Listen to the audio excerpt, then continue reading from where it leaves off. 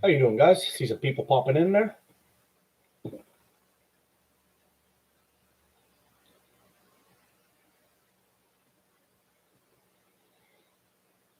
Got some cool things to show you guys today. Some stuff just came in. One of them you already saw, that nice little Scout LT. But I got another thing to show you. It's pretty cool. When I was shooting those Gongchi green bands with that Scout LT LE, and I really like it. So I want to get some prepared. I've got some more of those. Got some more of those warrior pouches coming in, and I'm going to be setting all those up with those guys, and it's going to be a sweet deal. All set up in that little case there. I'm going to show you in a minute.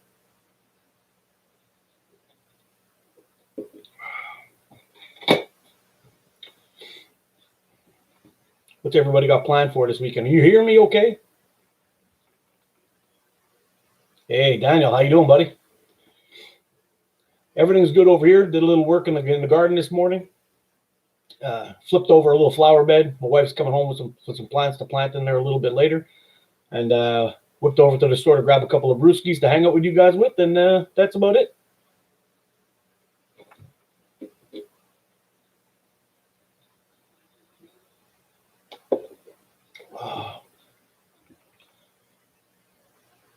How you doing, Tony? Cool, we got some people popping in. Anyway, I don't know where I put it. There we go. So tonight I'm going to be preparing some bands. I got some Gongchi Green 0.65. And yep, this is the stuff that I had that problem with way back when, for those of you who've been following the channel for a little while. That I kept on having some breaks at the fork, and I was getting hit in the face all the time. Oh, pardon me. How you doing, brother? So, yeah, this is I started shooting the Simple Shot Scout LT LE with this stuff with a taper of 18 to 12, and my goodness, do I like it. I think I might even just dial it in and keep that in there. What's up, Free Will? West Yorkshire Catapults and Simon. All right, we got everybody. Everybody's popping up. This is awesome. So, yeah, so I want to cut a bunch of rubber, get it all ready to go. I got Berkey sending me or I ordered some more of those warrior pouches, and I want to get this little kit set up by Simple Shot. I know you guys have seen a bunch of videos on this kit, and that's why I'm not going to do a whole review and reveal of this thing. But let me tell you, it's actually pretty cool. You open her up, you got all that stuff inside. You've got your frame. This is the same band set I've had on there, 18 to 12 with that warrior pouch. I've got probably somewhere around 300 shots on it, and it's got no signs of wear or tearing or anything on there. And I'm really, really impressed with it. So I'm going to go ahead and cut a bunch of these things and just get going. As soon as those other pouches show up, I'm going to be setting everything up inside this little box here. A little kit ready to go, and then we'll be good to go. Uh-oh. Sorry, guys.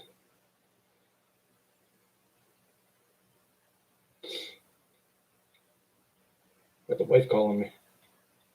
Sometimes she does this just to bug me, I think. Yeah. I'll shoot her a quick message. Sorry about this, folks.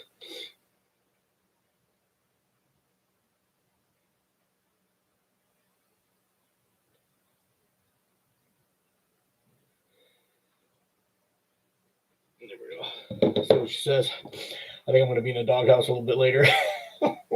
That's all right. So, what's everybody shooting today? Hey, how's it going, Steve?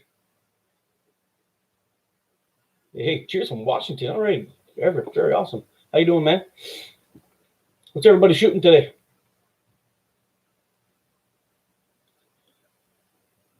London. Oh, awesome. Ooh. So a little bit later, I've got to be making some bands coming up soon. I got a couple of things to show you guys. My little Simple Shot kit. And we got this guy here. I know I've had a lot of people been asking me about this one, just from a comment I made in that other video where I had that Slingshot. I couldn't find where I put the I couldn't find where I put the bands to go for this, but I don't know where it is at the moment. I'll dig it up. But the cool thing is it actually comes with plugs, so you can shoot flat bands out of this guy too, which is pretty cool. Because as fun as that other Slingshot was, I much prefer to shoot flat bands. I like the way they feel. There's less recoil, all that stuff. But I'll give you a quick look at this guy too, and I will be reviewing this later on down the road. We'll get outside, do some shooting with it, and just having some fun all the way around. But should be cool. PPMG, very nice. Valkyrie Huntsman. I'm going to have to check that one out.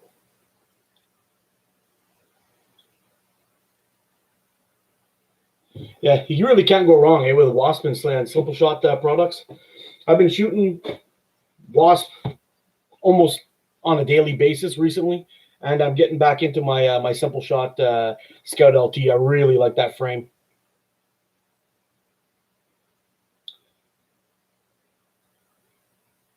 Ted, I have a question from you, buddy. I have a question for you. The torque. Do you use the clips on that thing? How do you like them?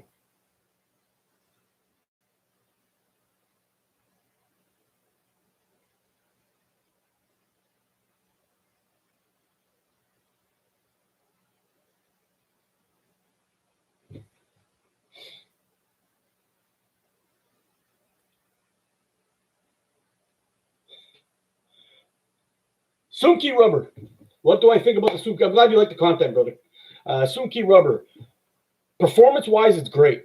Longevity-wise, it's a nope for me. I've had a couple of them. I don't want to shit on them too much because I got to be honest with you, they actually shoot real nice. I've been using Sooki 0.50 for a while now. I found that I was getting random snaps in the cold. That can happen, but I just found that I wasn't getting much longevity out of them at all, no matter how I tried setting up my bands. I tried doing a trifold. I shoot over the top, right? So I'm trying to do a trifold to get them right. I'm trying to do a fold in half.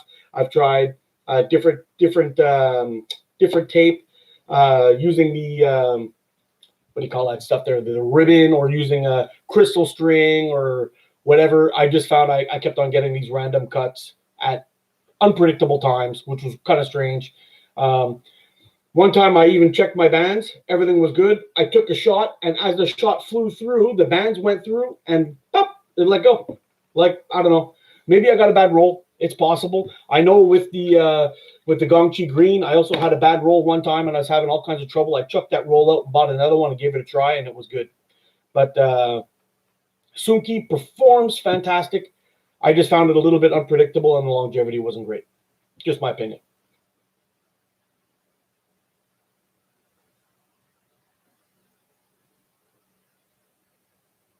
Hey, Dave, how's it going? GZK's got a lot of good products. Can't complain.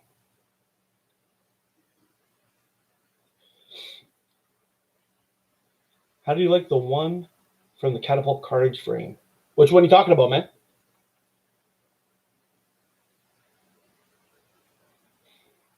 I've actually got the Titan Hunter, which I'm a big fan of. I've done a review for it. I shoot it all the time, and I can't seem to get enough of it. And I've got that one from Pro Shot Catapults coming. Just put that order in this weekend. Actually, the Titan Hunter is probably one of my favorite slingshots of all time. I love that frame.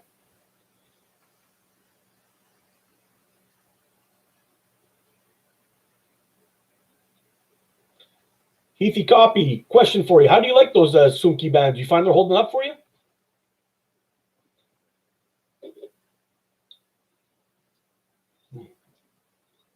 All right. Now we've rehydrated with some water.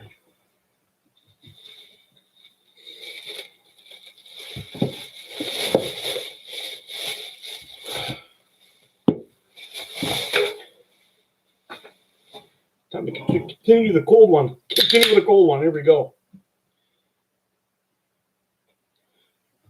They were drinking a Fruit Punch IPA. Pretty nice. And it's not one of those girl drink drunk drinks, guys. This is a real beer. It's not one of those real fruity things. It's got maybe a little fruitiness in the background, but it's real nice. Oh, yep. Just what the doctor ordered.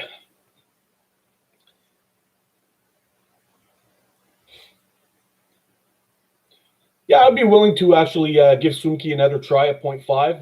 The 0.45, I've been shooting that a little bit too, and I found that they're extremely light for the difference between a 0.45 and a 5. You really notice a difference. I found they're a little bit too light for me. Maybe if I use them on a frame with that I can get into.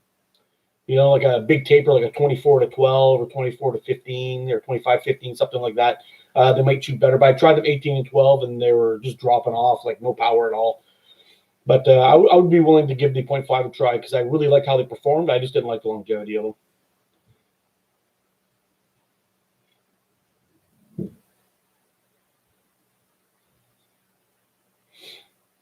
Yeah, big fan, Dave, of those Titans. They're fantastic stuff.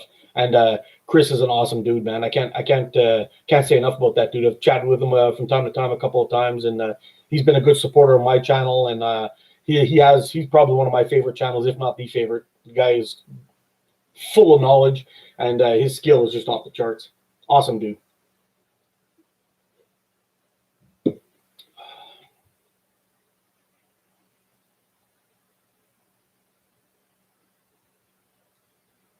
Hey, it's your 34th day. Happy birthday, bro.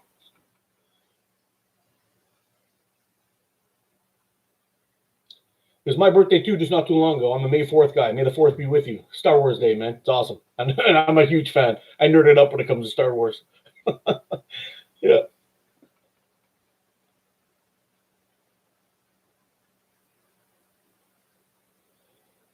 Thanks for stopping in. Catapults and bodybuilding. Oh, grapefruit IPA is real nice. We have a company out here called St. Ambroise, and they make a grapefruit IPA that is just incredible. I can't say enough about that thing. It's really, really good. I almost came here with one today.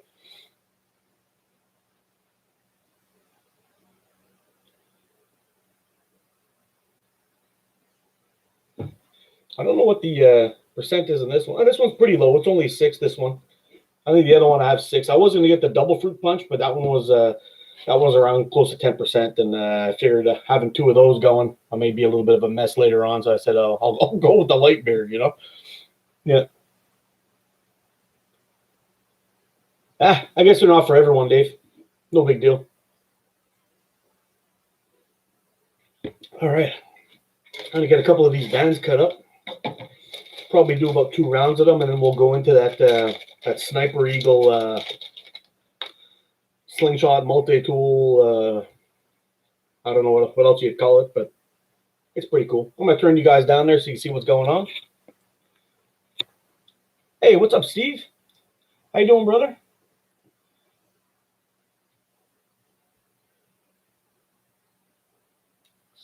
What do I think of your setup GZK Pro Hammer 0.85 precise gold? Hey, how are those bands, by the way? I wanted to ask you. It's hard, I bet, eh? How's it draw on them? Is it super, super heavy, or is it pretty decent?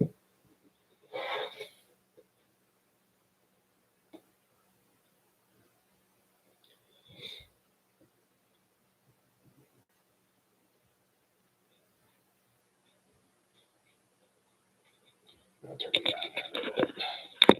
Let's see what's going on. Maybe. There we go.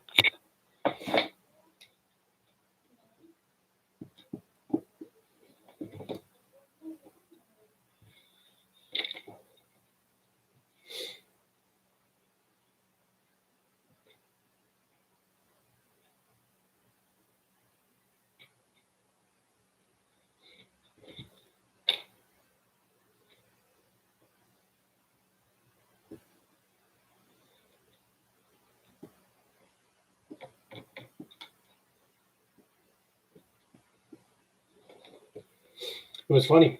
I was using this roller a while back, and my knife on it had started to get a little bit worn out. And as I was cutting with it, I guess it was leaving like little nicks inside the.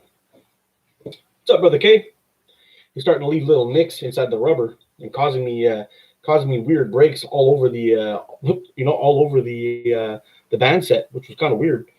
It took me a while to figure out what was going on, and then when I changed the wheel on there, all of a sudden everything cleaned right up again, and it was cutting real nice, and I had no more breakage. So now I'm really starting to change my my wheel a little bit more often than usual, just to keep everything on the up and up. I don't want to have any odd breakages or anything like that happening. And I think that may have been part of the issue with the green Gong Chi bands.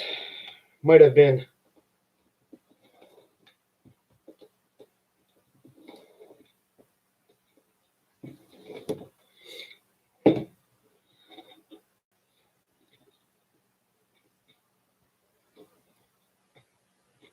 Good band time material right there.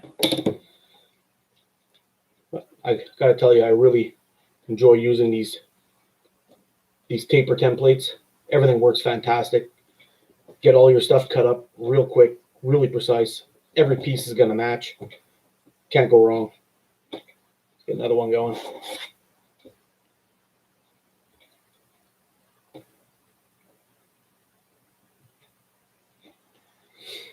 Yep, we're good.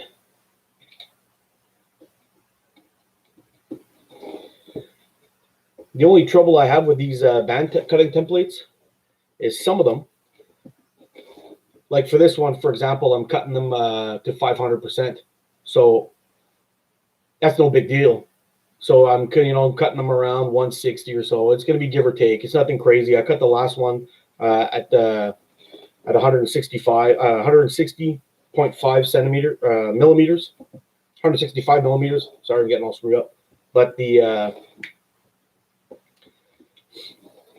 when I put on some other bands that have like a 700% elongation,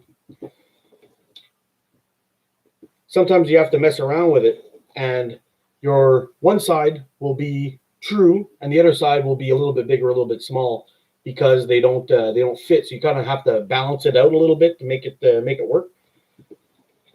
But it's not so bad. I think in the future I would probably end up setting up my band sets, or setting up my templates on the smaller side. So it'd go like from 140, 150, 160, 170 type thing, or even down to 120, 30, 40, 50, 60, all the way up, and make them a little bit bigger, and they'll cover more of the sizes that I like to use.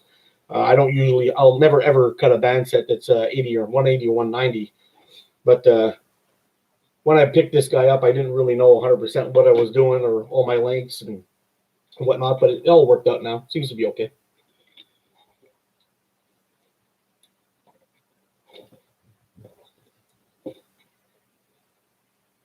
Yeah, we're good.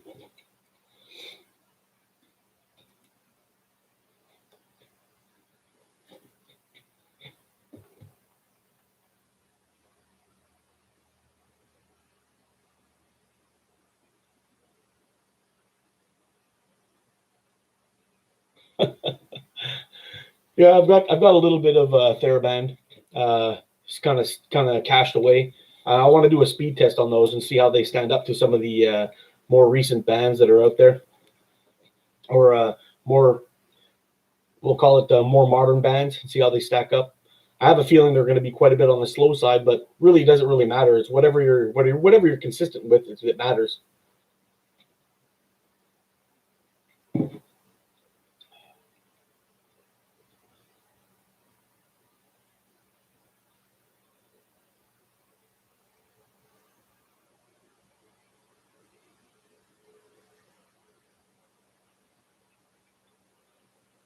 How is the TheraBand Black? I guess it's a little bit slower than the Gold. Gold is the fastest ones that are out there, I'd imagine.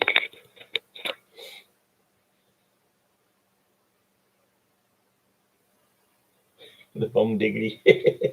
Yeah, I bet it is. I've heard good stories about the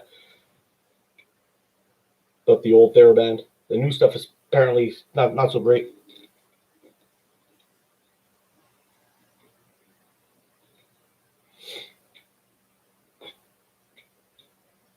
Where are you from, Daniel?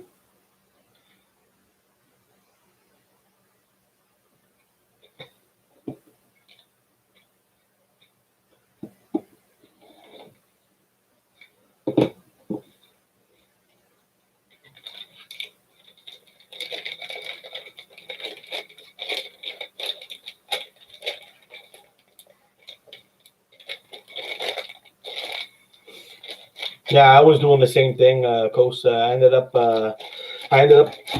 switching out my blade and made a huge difference on my band sets.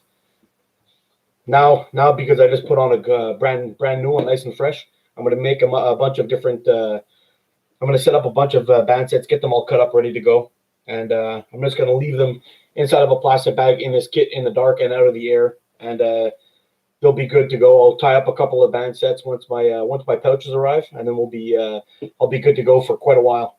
Because the last band set that I picked up, or the one I put on this frame here, I've got like 300 shots on it so far, and I've got them probably. I know they recommend to have a 400% elongation on these Gongchi greens. I'm using a 500%, and it's lasting quite a long time. No signs of wear at all, and I've shot about 300 shots on them so far, and I'm pretty impressed with that. So I think I might stick with that because it gives me the speed that I'm looking for with 8mm steel.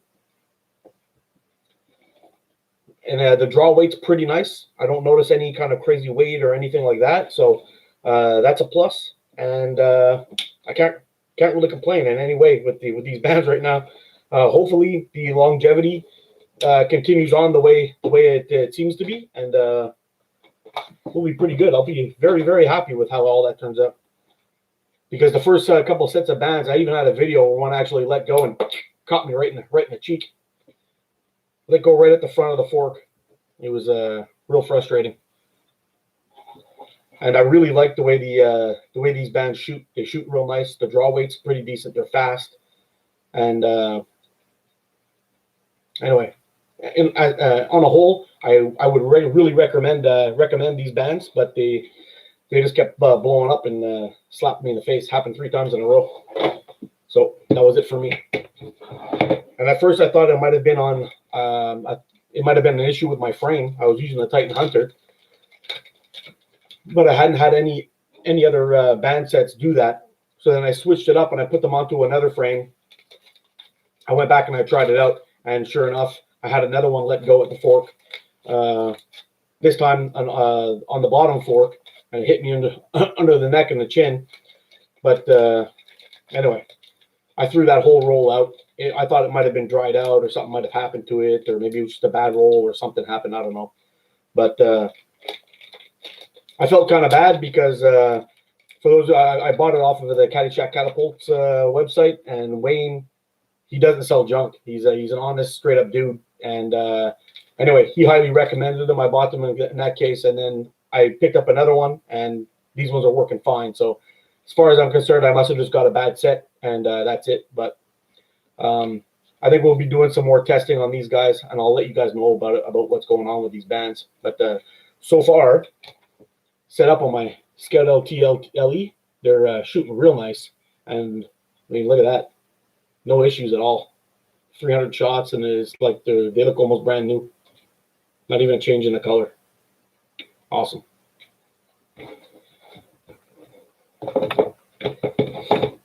All right, so that's all packed away. Got all my band sets set up in there, ready to go for a rainy day, which is going to be pretty nice. Got a lot of band sets actually over there. I think there's 10.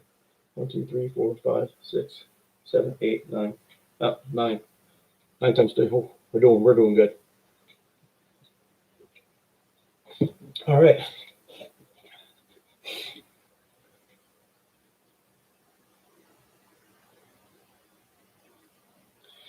Yeah, let me tell you, buddy, Dave. I got a frame from Nick Hagerty, and it came with a double band set with Thairband gold, and I felt like I had to hit the gym to be able to pull them back. It was crazy. I pull them back. The frame of it was really, really narrow, and I still can't shoot that frame. I've tried it, butterfly. I've tried everything. I don't know. The quality of the work that Nick does on that frame is fantastic. I just can't shoot it. I can't. It's not for me. I may actually slip it into a giveaway coming up sometime soon, and hopefully somebody else will be able to shoot it. But the double Thairband gold frames, man, I don't know how people shoot that thing, man. Like I can get it back. I can hold it back. That's fine. But I'm sitting there, my hand just waving around everywhere. I couldn't shoot it accurately at all. And the fork width on that thing, or the fork gap on that thing, was so tiny. I kept frame hitting, and oh man, it had to go. That was it for that one. Yep. Dry fire is absolutely destroy bands. One of the worst things actually for it. Should never ever do it. It's actually really bad for bows too. For those of you in archery, it's really terrible for your limbs to dry fire a bow. I don't know what the deal is, but it needs to transfer that energy through its projectile to keep it without destroying something. So that's it. You guys want to take a look at this?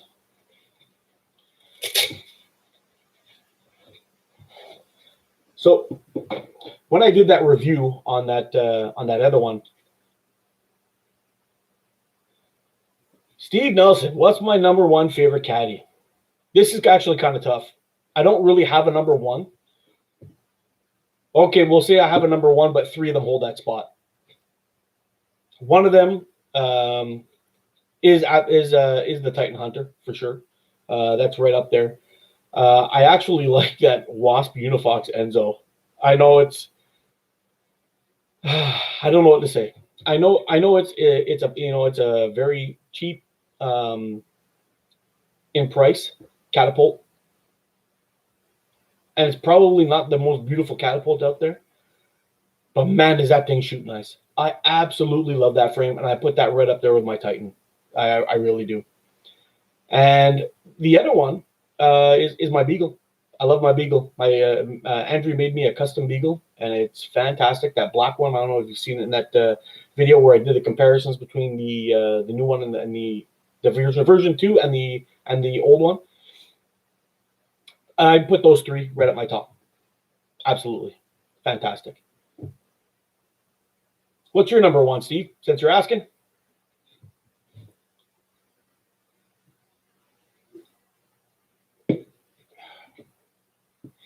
If I had to pick only one, I'd probably just reach into a bag and randomly pull out one of those three and then probably cry myself to sleep. I'd be honest.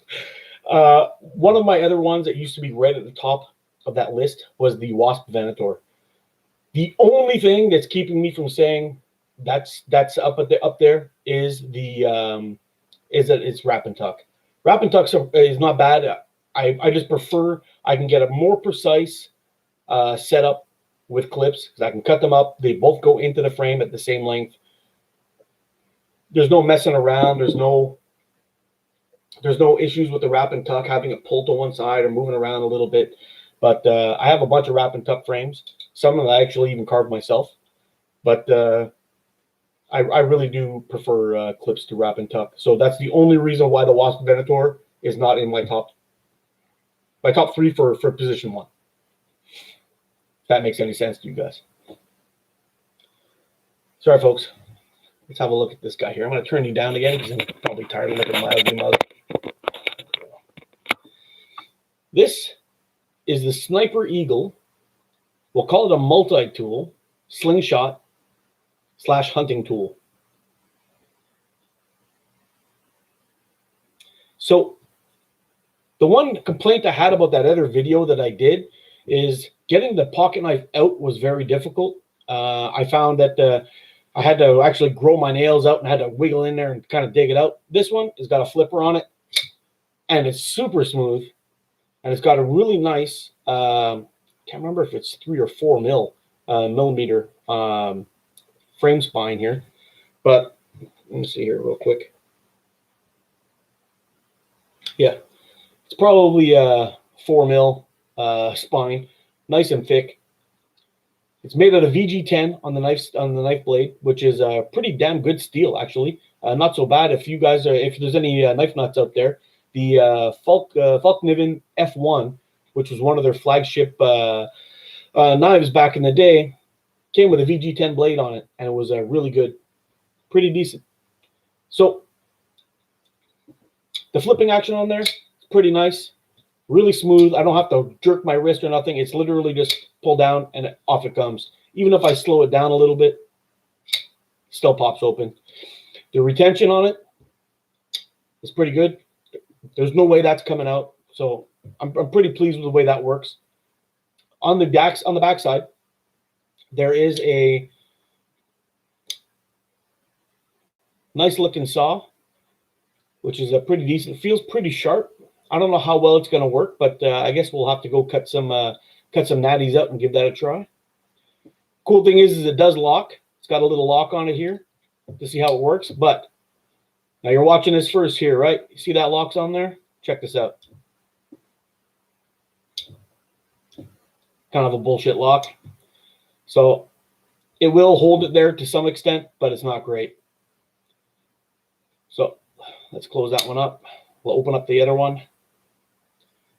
See, it locks it closed pretty good. You can't pull it open. So this one's supposed to be like a little fillet knife. There's absolutely almost no flex to it at all.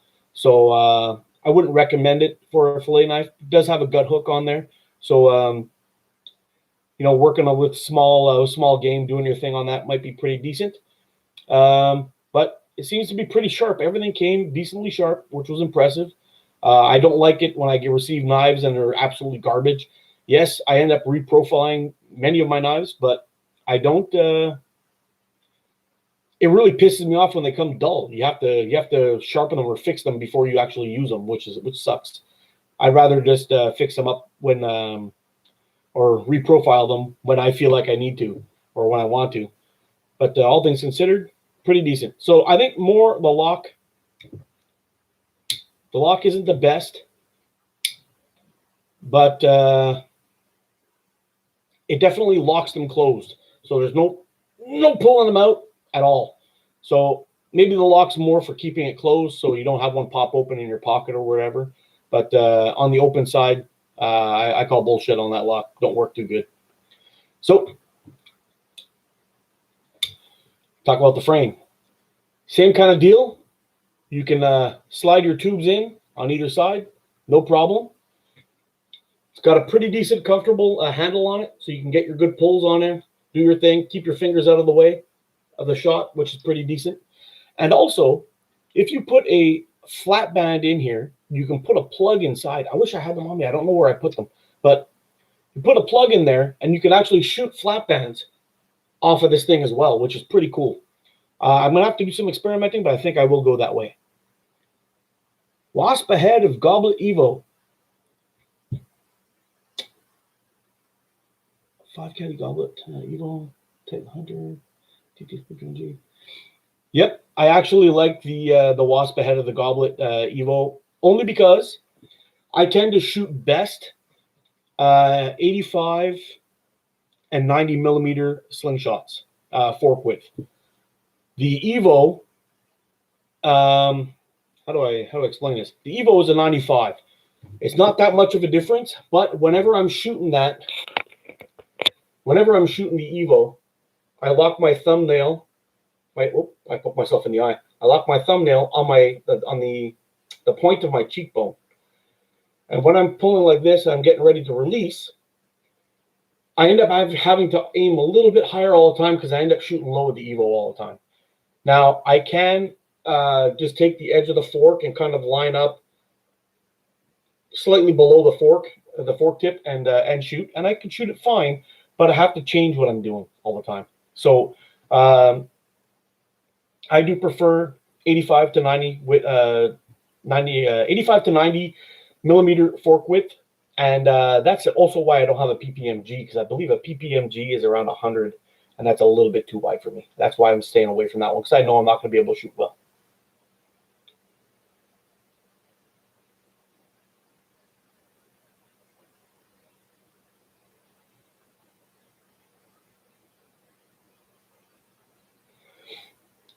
Healthy copy. So you're having problems with the longevity on them as well, or is it just because I find the performance of them really nice. I find they shoot great, but yeah, I find they have an issue with it. Yeah, I actually bought this, Daniel. I bought this at the GZK, and that's where I got the plugs from. So I don't know. I know some of these models have these little brass inserts, so you can actually put single tubes in instead of loop tubes.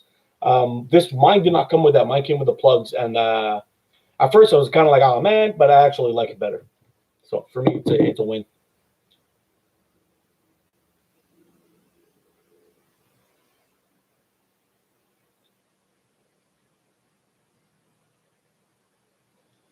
Hey Dave, which Wasp do you have?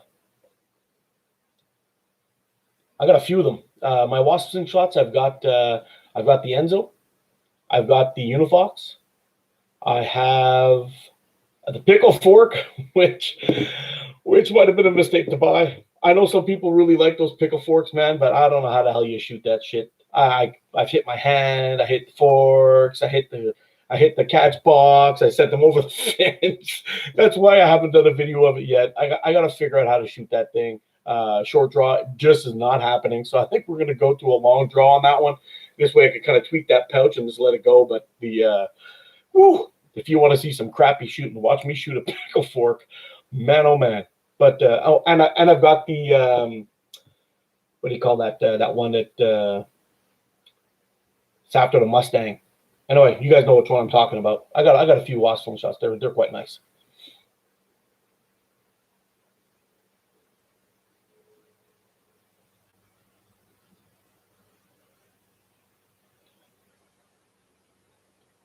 Yeah, I started off with 0.62 GZK orange. I really like those bands. I know a lot of you guys. I've gone away from 0.62. I've gone down to 0.5 for the most part. 0.5, 0.55. Some different brands, but I really liked the orange GZK. I was shooting the GZK green for a while. I really liked them, but then they changed. It became so stiff and chunky and clunky, and I just had to give it up and go to some other things, unfortunately. But I really enjoy GZK's products too. He's another guy that sells a lot of good stuff. Wasp Stinger. I got to try that one.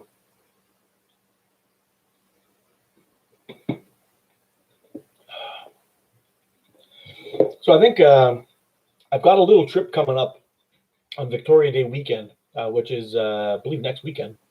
I think, yeah, next weekend. I'm heading up to my buddy's property. We're going to do an overnighter in the woods. Basically, what we're doing is we're hiking out into the country on Crown land. We're going to be spending the night in hammocks over there. We're going to be doing some outdoor cooking, and we're hiking out to a lake that's sitting right in the middle of nowhere, and we're going to see if we can go and do some fishing, catch some trout. And while I'm all set up out there, I'm going to do a little bit of shooting, and I think I'm going to bring this guy with me and see what it's all about. And if we can get our hands on some fish, I will do the filleting and all the food prep with this guy, and we'll see how it goes. I think that'll be a good test for this Sniper Eagle slingshot, pocket knife, gut hook, whatever you want to call it. This hunting multi tool, I guess we'll call it. And we'll see how it goes. It should be a pretty fun trip. Yeah, buddy, catch and cook. We're gonna do it if everything works out good. Hopefully we can catch some fish, and hopefully we don't get chased away by the bears. That'll be interesting. We'll see how it goes. I also had this for my birthday. My aunt gave me this monster T-bone steak that I really want to get out and try, and we'll see how it goes. But I don't know. I don't know. Having something big like that cooked for a long time in bear country kind of makes me a little bit nervous. I have my bear spray, but we'll see how it goes. You don't want to have all that greasy tastiness on your fingers while you're getting ready to clean up. You know, you can get that washed off, but I mean, bears have some of the best noses in the animal kingdom. When you're hanging in a tree sleeping, you know, you look like a big chunk of meat just getting ready to be unwrapped. Oh, we'll see how it goes. I'm not too worried about it, but I spent a lot of times in the woods with bears, and I don't really care about it. But anyway, oh yeah, man, let me tell you, we were out one time, and it was pitch black in the woods. I just finished cooking. We had filet mignon cooking on a spit over the fire, and yeah, we were cooking on a spit on a fire, and I also had a grill going with jalapenos stuffed with Italian sausage and cream cheese. and wrapped in bacon. And anyway, we were cooking this meal, and everything was going fine. We were sleeping. Actually, this video is on my channel. You can check it out if you want. But we were cooking this meal, and then in the pitch dark, all you could see was the fire and what was around the fire. If you turned around to look at any other direction, you could not see past your nose. It was so dark. And then something kind of sneaked in our camp, right behind us, and it took a piss. And you could hear it taking a piss. But all of us out there, if you got a buddy that's real tall, like close to 7 feet, and you're like 5'5", and two of you are pissing at the same time, you can hear the difference of how far that piss is dropping.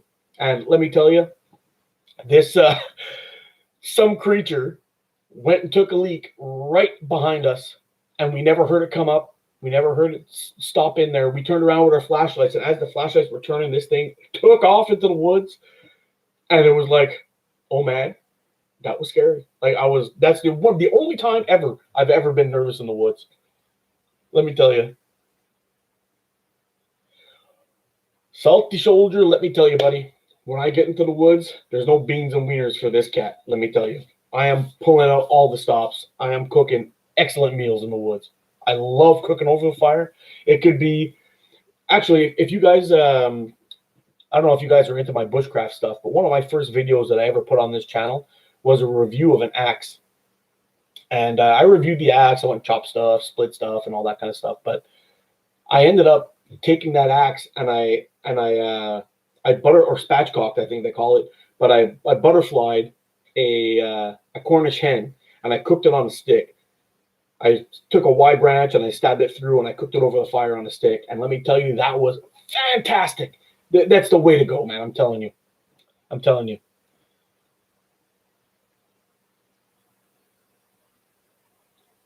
Hey, brother, I will do that. I will film the trip. I don't know how great the video is going to be, but I'm hoping we can put something together. I'm going to be with 2 other guys, so I'm hoping they don't mind being filmed or whatnot. But and there may be a lot of chatter in the background, but it's no big deal. If you guys don't mind, I will film it. Oh, we got lots of bears over here in Canada, man. There's a lot. There's a lot. Actually, not too long ago, around the same area, I got a buddy of mine. I actually posted this video on Instagram. We have a bunch of trail cameras set up. We wanted to see what kind of wildlife was in the area. We had heard that there were big cats in that area, so we decided to set up some cameras to see what was there.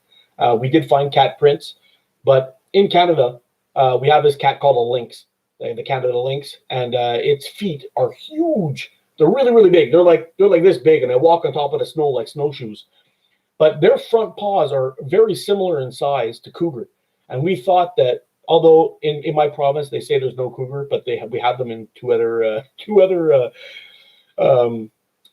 provinces that are beside us. I guess they don't come here because they don't speak the language or whatever. But we set up cameras to see if we can get one of these guys on camera. In walks this bear. He sees my camera. He gets real close to it, starts checking out, just giving it a sniff. Then the bastard just rips that thing right off the tree, throws it on the floor, and you see the camera flip up. So all you see from him is this big bear face just leaning in and starts crunching on my camera. And it's like you see the inside of his mouth. He's just chewing it up, and he spits it out, and he walks away. About 15 minutes later, down the trail, this a-hole bear walks around, sees another one of our cameras sitting on a pole, walks over and gives it a slap. Pow! Knocks it down on the floor, stomps on it a couple times, and walks away. So, yeah, we got bears in Canada, and they're assholes. I gotta be honest. Yeah, I'm just happy that on my side of the country, we only have black bears and not brown bears. Black bears, you can kind of make yourself look big, give them a stink eye, and usually they'll piss off. But brown bears you don't want to mess with. Do I ever hunt with a caddy? Man, I wish I could. From what I understand, in my province that I live in, I called them up to find out if I can hunt with a caddy here. They said no. So I said, okay. Can you please send me the information that says you cannot hunt with a slingshot in Quebec. They can't. They can't find it. What it says in there is when they're talking about what you can hunt with, it's a bow and a gun. They don't mention that you can't hunt with other things, and they don't say that you can or cannot hunt with a slingshot, but it's all on how you interpret it. I kind of want to go out and do it and see how it works, but I'm afraid that I'm going to go out, get some dickhead cop, and he's gonna arrest me and or fine me and take my gear, my car, and whatever. So what I am doing is I do have family who lives in Ontario. From what I understand, you are allowed to hunt with a slingshot in Ontario. I don't live far from there, so I'm thinking if I go and get my hunting license here in Quebec, which should be good Canada-wide, I will be able to go over there and hunt birds and whatnot with it. And if I can do that, I will do that. Yeah, so that's the plan. I am working on it, but with the lockdown right now, I'm not even allowed to go into Ontario. So next weekend, when I'm going on this trip, I actually have to drive through Quebec. Normally, what I do is I drive through Ontario real quick, turn into Quebec, and I get there. Now I'm going to have to actually take a ferry across, and then do my thing to get to get to this spot in Quebec. Otherwise, it's going to take me 2 hours to drive there. So that's the plan.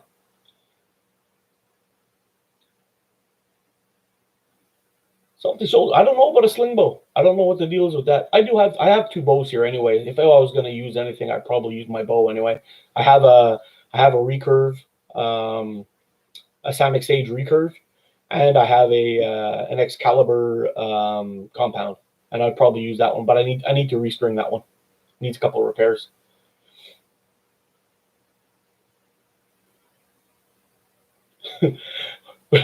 in their natural habitat. What's that? It's some small office with a beer. Yeah, that's how we roll. Wearing our Canada shirts, Oh.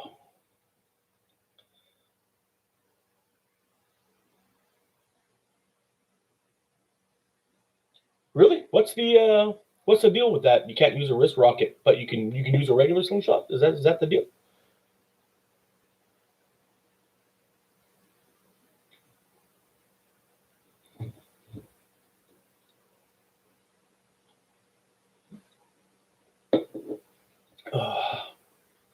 Yeah, it should be a pretty fun trip.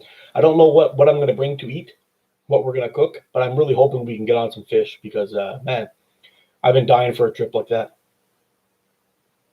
What's the best beer in Canada? Well, I'll tell you what.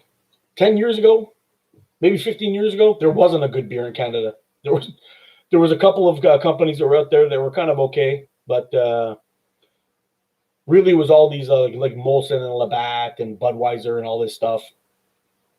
And I used to be an Alexander Keith's guy. I used to drink that beer all the time. It was one that was a brewery that was made out in Nova Scotia. Good stuff, but whatever.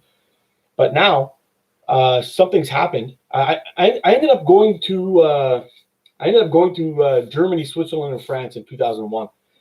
When I came back, I was hooked on their beer. The beer was fantastic over there.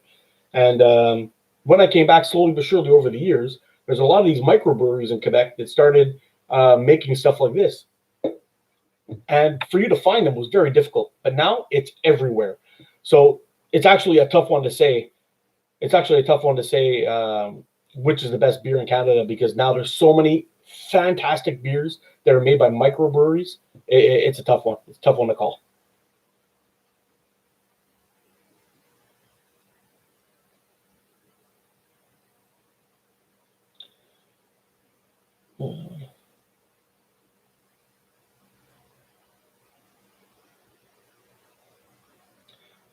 Don't have the experimental vaccines. We have some vaccines coming on. Actually, I'm going to be getting mine on the 21st, the day before I go on my trip. So hopefully I don't feel like shit on the Saturday, because doing a 2-hour hike in some serious backcountry with no trail is going to be brutal. But I'm not a wuss. I'll handle it.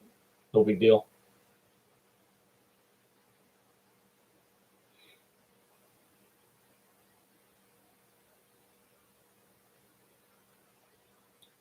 Huh. I gotta be honest with you guys.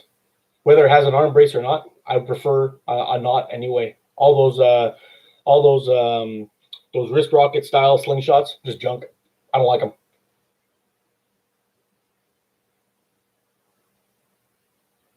Accuracy bazookas, I love it. Oh man. What's my number one band set make and thickness? Well, right now, I'm shooting a lot of sniper sling, 0.50. I don't like real heavy bands. I've been kind of switching back and forth between yellow and black. Black is pretty good, but I don't like the draw on it. It's a little heavy for what I think. The yellow is real good, but I find I'm changing my bands often. So I'm wondering, I gotta really figure it out and see which ones what's going on. But the sniper sling, it performs fantastic. I can't tell you how nice it shoots and how well the draw is. It's just the longevity of it. I need to work it out. It may be a taper thing. I got to mess with my tapers a little bit to see what the deal is. But shooting the 24 to 12, I'm getting maybe 200 shots out of it. I'm starting to lose my bands. So I'm thinking maybe I'm going to switch to 25-15 and we'll see how it goes, especially with my Titan Hunter. It's real nice. But sniper sling seems to be the go-to. Although I really like those old Gongchi white bands that I used to use. I'm going to be putting an order in for those pretty soon. And I'm actually going to be eliminating a lot of these bands that I've had lying around. So possibly in the future, I'll be sending you guys some bands I got lying around that I'm just not shooting anymore.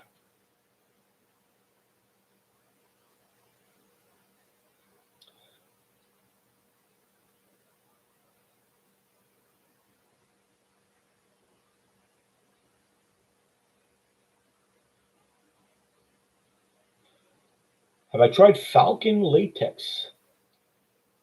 Raymond to Jesus. Nope. I've never even heard of it, man. Where do you find this latex from?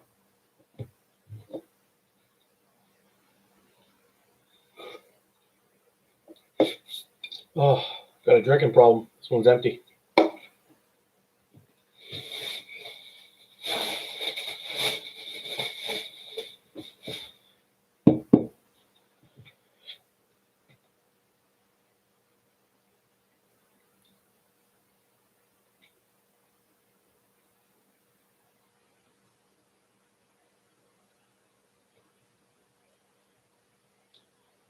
Hey, how you doing, Adam? I'm glad you enjoyed that frame, man. I honestly, there's a few guys that are out there that are making frames, selling them, that I have absolutely no problem supporting. And just to be honest with you guys, almost every single frame that I own, I bought myself. The original Beagles, that I have, all bought by me, and I still buy a bunch of them. I've had a couple of them sent to me to be reviewed, but for the most part, I'm not lying when I say I love that guy's frames. Not only is Andrew an awesome dude, Simon from Wasp is an awesome dude, Chris from Cannibal Carnage is an awesome dude, and Nathan from Simple Shot, another awesome dude. I really can't say much about it, but really, there's a few of these guys that put out really good products. They stand by their products, and I have no problems with supporting these guys at all. Fantastic.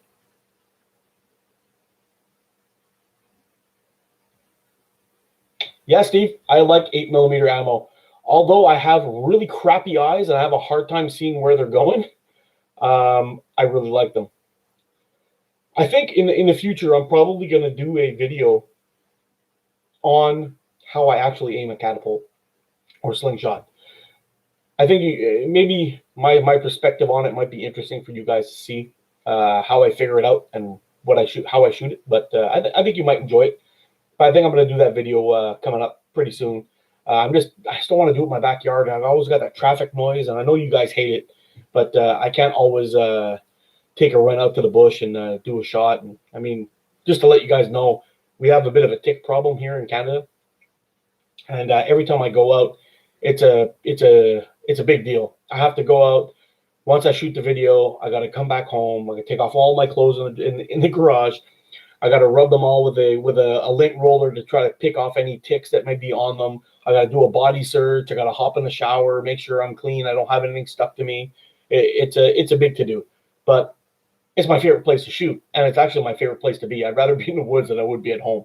It sounds crazy, but it's the truth.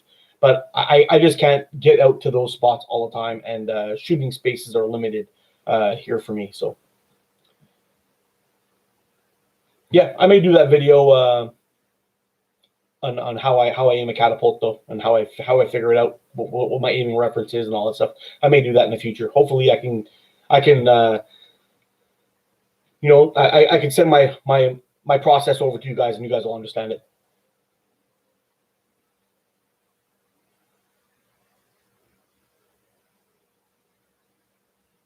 Salty shooter. Yeah, I'm telling you, my eyes are real bad. And actually my shooting eye, the one that I'm actually aiming with, is actually even worse.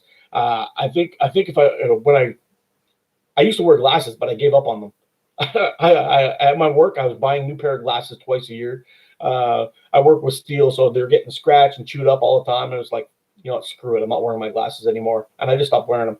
So when I'm shooting, if you look at some of my earlier videos, I was wearing glasses, so I'm not bullshitting you. But I ended up taking those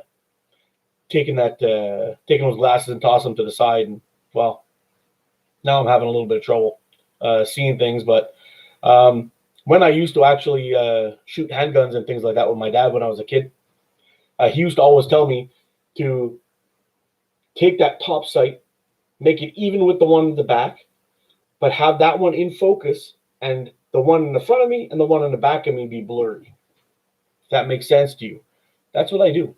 So when I'm shooting at that 40 mil flipper, I don't really see that 40 mil flipper. All I see is a little tiny red spot.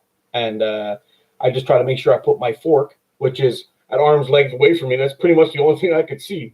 That's what I'm doing. But I'll put that in a video for you, so hopefully we can get some visuals with the camera and get some force perspective to make sure you guys can see what I'm talking about and how I set them up.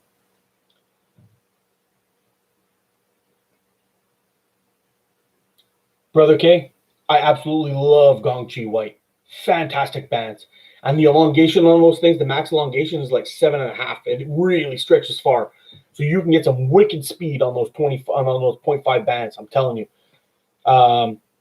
That's another one I need to do a speed test on. I have an old roll here that I've been kind of being skimpy on because I'm waiting for some YouTube cash to come in to pick up some more. And actually, I'll be probably doing a little bit of a band giveaway for you guys too. But we're going to be testing those things out. And I want you guys to see the speeds of them and the draw weights. Draw weight's fantastic. Brother K, you got my back on that one, I bet, eh? Real smooth.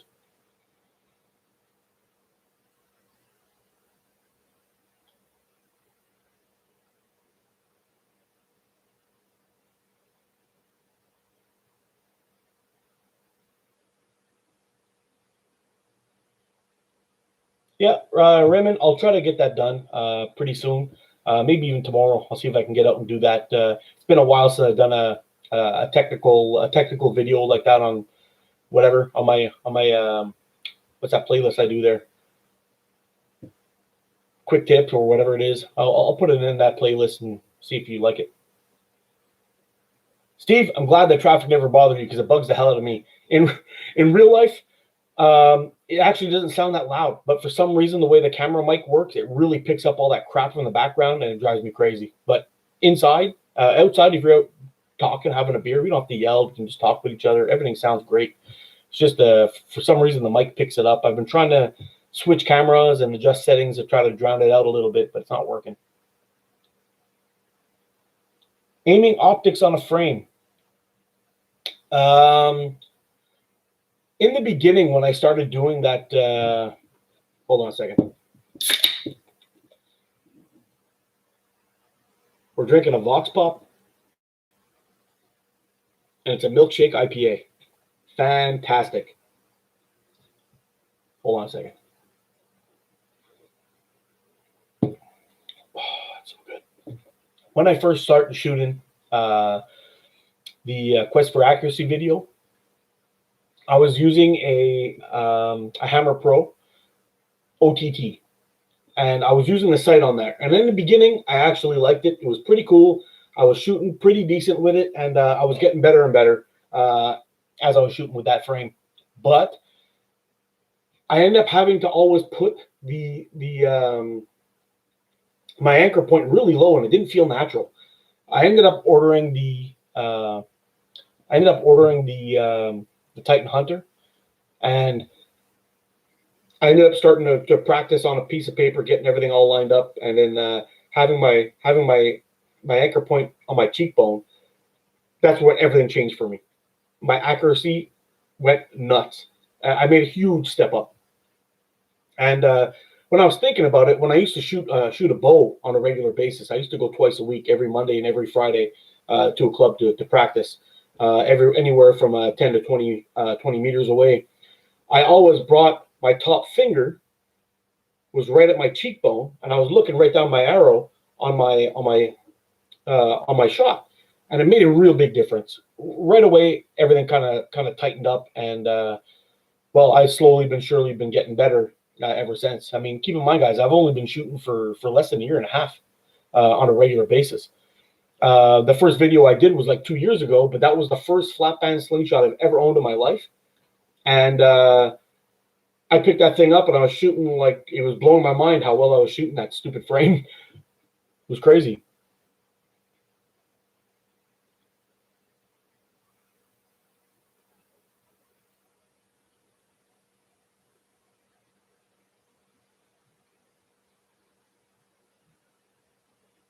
Really, guys, what's wrong with the vaccine, man? Talk to me. Fill me in.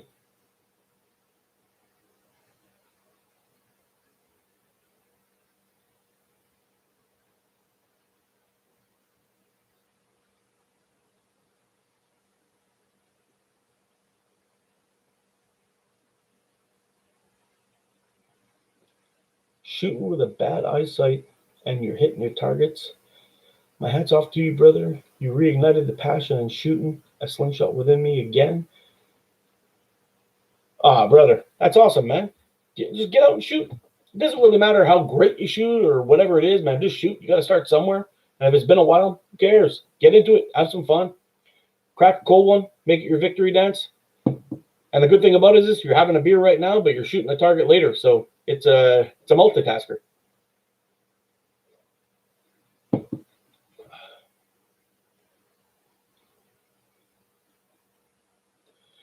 Yeah, I was shooting 8mm steel for a while, and I actually had to switch over to 9.5 because I couldn't find any ammo anywhere that would ship here without paying $100 in shipping. And I was like, I'm not paying that. No way. I will put down my slingshot until things get better if that's the case. So I ended up switching to 3/8. Shot 3/8 for a little while, then I went back to 8mm. I found another supplier that was way cheaper than what I was paying before, and I ended up ordering like 10,000 shots, so I'm going to be good for a little while.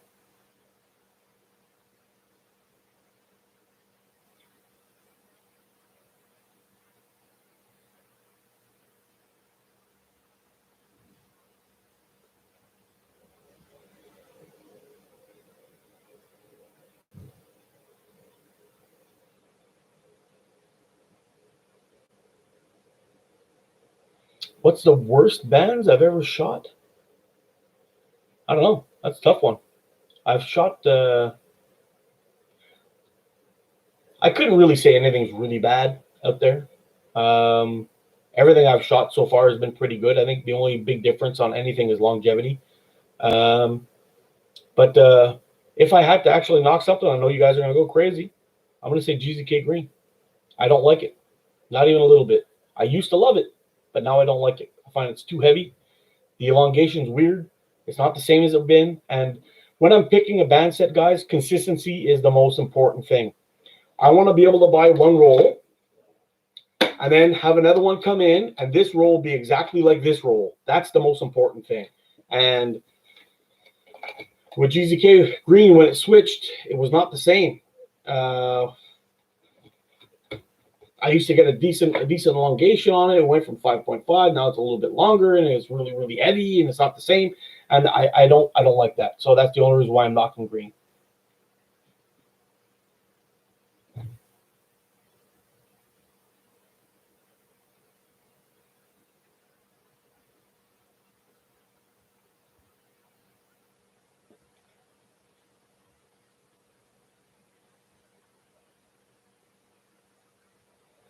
.5 caliber steel balls. I just bought them for hard punch. I don't know what size that is, but I guess if you're going to be shooting a heavier, must be what's the weight on those balls? .5 caliber. What's the weight on that? How much do they weigh? You figure in grams?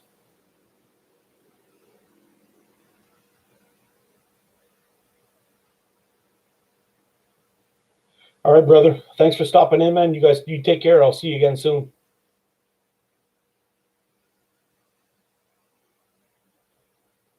Salty Soldier, I used to shoot clay animal, and I am not doing it anymore. It caused me all kinds of problems over the winter. I'm going to have to figure out something in the future. Problem is that some of these balls are not perfectly round. Some of them are a little bit larger, some of them a little bit smaller. And I was taking my shots and aiming at them, and some of them were landing right where I wanted to. Some of them were going crazy, and I thought I was making errors. So I started to correct all these things that I was doing. Turns out the problem was not me. The problem was the ammo. Because as soon as I switched back to steel ammo, I started nailing my target over and over and over again. So if you can avoid it, I know they're better for the environment, but if you can avoid it, for me, clay ammo is a nope.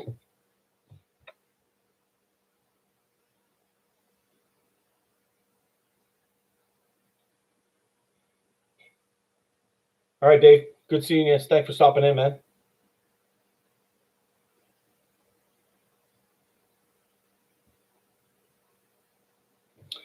I actually have, Brother K, I actually have some .5 premium latex from Simple Shot coming in. Should be in this week. I want to do a quick test on those and see how they shoot.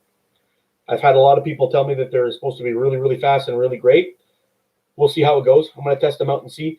The one thing I will say is when I first got my Scout LT, those bands lasted forever. If we're talking about longevity, I have to say those .7 bands that I got from Simple Shot just would not quit. They would not quit. They lasted forever.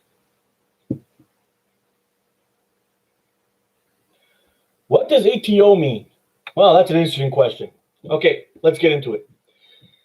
So, for those of you who may have followed me from my old channel, I had a bushcraft channel for 6 years before I started this one.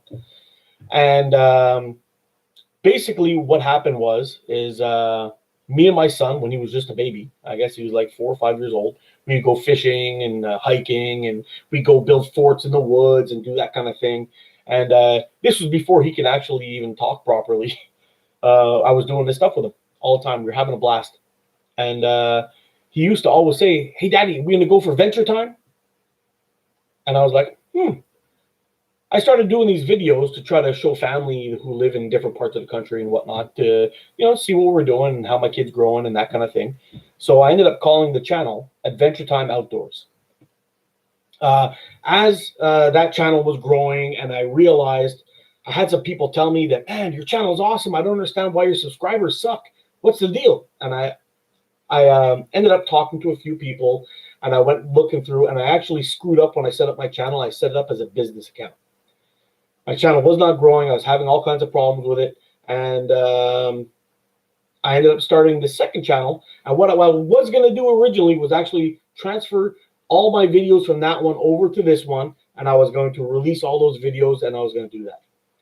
But I ended up buying that flat band Slingshot, and I'm like, wow, this is fun. And I started going with it, and slowly but surely, ATO was, here we are, ATO. I haven't done a video on my Adventure Time Outdoors channel in a year.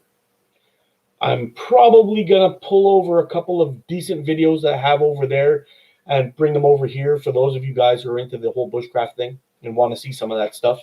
But I've got a couple of really good videos on how to light fires and whatnot. But I may just do new videos on that stuff while we're out shooting.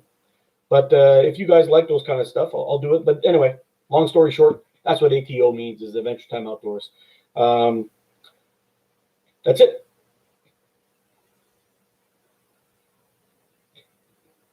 Hey, Chuck and Steel, what's up, brother?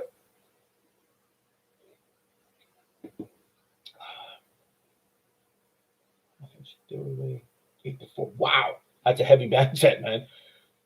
I really, honestly, Spork, I would love to answer your question, um, but I have no idea. I've never shot anything that size or that weight. I would hate to lead you down the wrong path, but I'm thinking if you're into those really chunky monster band shots, ammo, maybe go for those 0.85, 0.9s, or 1 millimeter, and play with your tapers until you get something that sends that stuff viciously.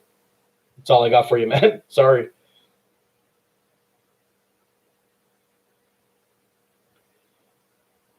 Simon, in my old channel, I was getting approached by a lot of people to do reviews and whatnot. And maybe my saltiness was a little bit tough for some people to take, because I'm going to tell you what's good, but if I think it's shit, I'm going to tell you that too. And I'm not trying to be a jerk in that way, but I think I have a responsibility to you guys. If you're asking my opinion on something, I have to give you my God honest truth, because it's important to me. I don't want to send you guys down a wrong path or something like that. I'm not a salesman. I'm just a dude that shoots a slingshot, likes the outdoors, and has some fun. But my word means everything to me. When I say I'm gonna do something, I do it. And I promise you this, all of you guys, that you will get the God honest truth out of me every time. And if I think something's crap, I'm gonna tell you that, or I'm just not gonna review it. So that's what I got for you, man. I'm glad that you're enjoying what I'm doing. I'm glad you enjoyed the honesty, because it's who I am. Nope, never used ceramic pie balls, but they sound interesting. I've never even heard of them. Ceramic balls. I've tried marbles before. Is that kind of similar? Is that what we're talking about?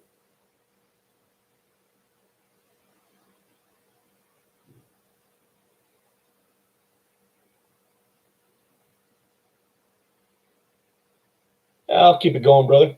I think you and I may have been cut from the same cloth. We have a kind of a similar outlook to some stuff, I think.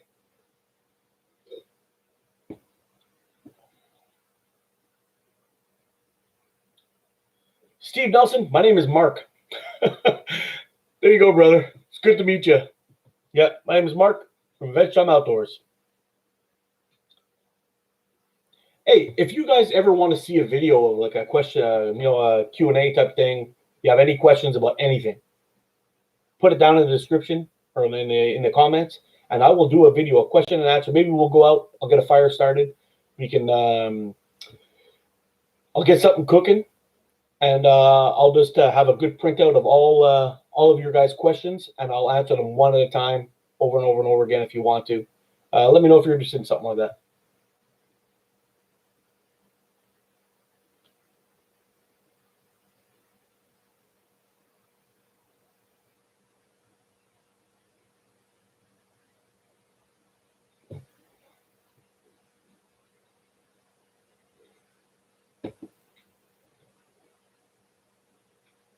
Who's the GOAT? Not this guy. No way. No way. I think you're crazy if you think I'm the GOAT.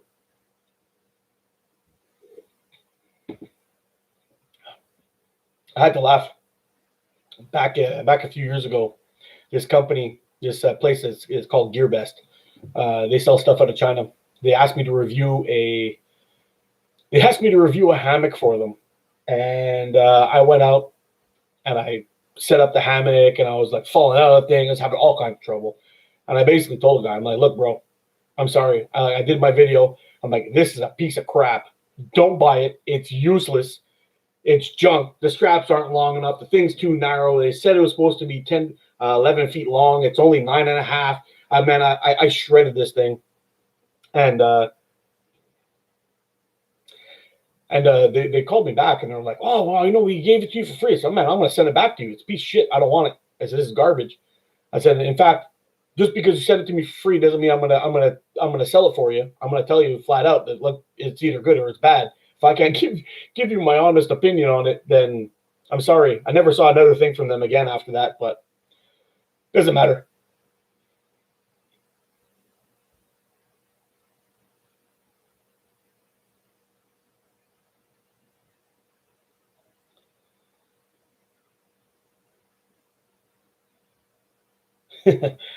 Oh, man. Bone grip sling. Nope.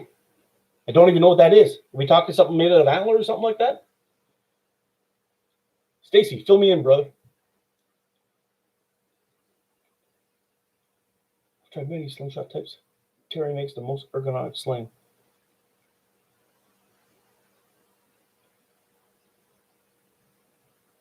Steve, don't freak out about the GZK Green. You actually might like them. What you like may be different from what I like. So really, experimentation, doing your own research is key. Just get out there, try a few shots, see how it goes. And if you like them, you like them. If you don't, you don't. It's no big deal.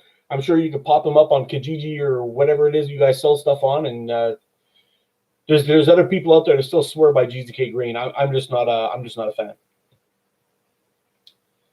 Chuck and Steele, your reviews are great. I'm glad you enjoy them, man. I got to tell you, I'm trying to keep them, try to keep it real as possible, and say what I like about them, say what I don't like about them.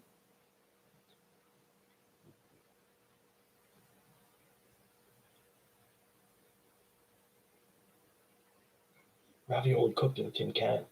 Let me tell you, Cornish hen cooked in a tin can is pretty damn delicious too.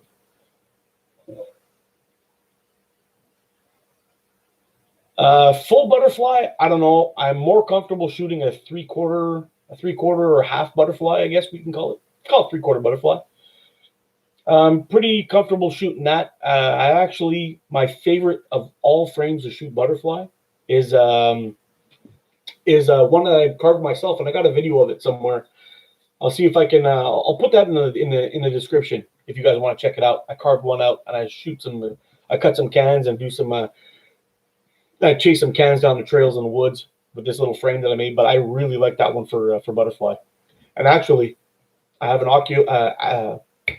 Axiom Ocularis coming in that cranberry color, the LE, and I'm thinking that might be a good butterfly frame. We'll see how it goes.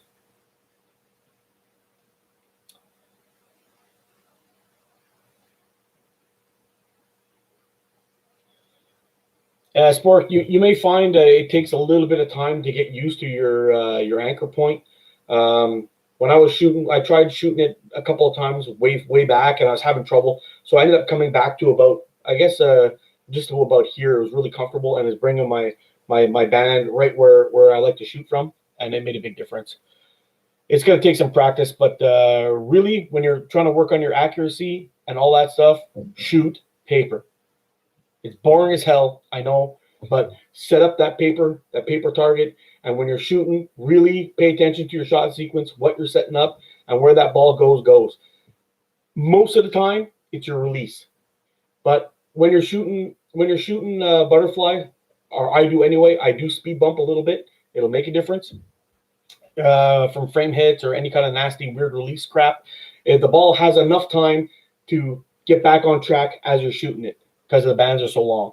So give that a try, see how it goes, but shoot paper, you'll be able to diagnose your shots better.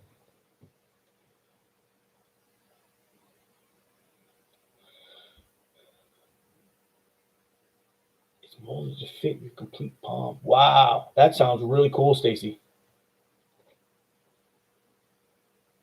Brother, if you can, please, Instagram or Facebook or whatever, send me a link to where I can get my hands on one of those guys. I want to check them out. At least investigate. What's up, Greg? How you doing, man? Yep, just live today. I sent out every now and then I do these little posts. You'll see on the thing, I'll put a picture saying, hey, ATO is going to be live on this time. I sent out a little warning for you guys. So hopefully a bunch of you guys can join in and have a beer and chat with me. Cheers, bro.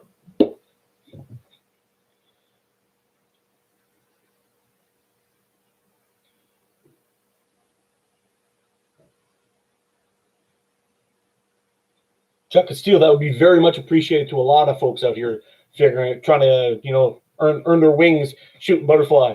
Because I wish I would have known somebody in the beginning when I was starting out. It would have made a big difference in the learning curve for me because I had to figure out everything on my own. I don't know anybody who shoots, and slowly but surely you create relationships with some of you guys and we figure it out. But definitely, it would have made a big difference if I actually knew somebody who shot and knew what they were doing.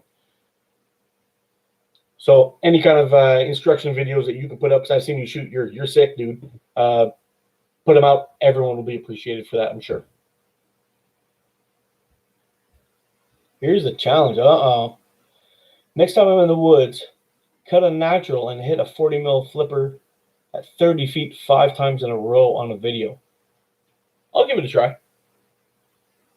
I've actually I have a video recently where it was a slow-mo Sunday video, and I carved a slingshot that looks like it's a custom version of the Sparrow from Fowler for a simple shot.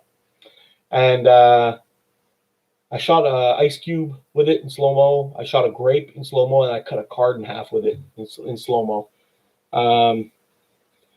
As long as I can get that frame width in that 85 to 90 millimeter frames, I'm not worried about it. That's a very doable challenge.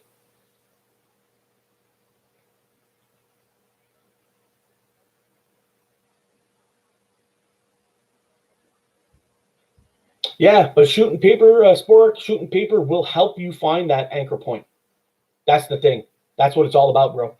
When you got your setup, you're all the way back there, and you're looking down your bands. You got your head tilted, and you're looking down your bands. Wherever that band is touching on your face, up or down, is where that ball is going to start shooting. If you're shooting off to the left and right, you're either pulling your arm back or you're speed bumping too much. So check it out. I'm telling you, it's going to help you out.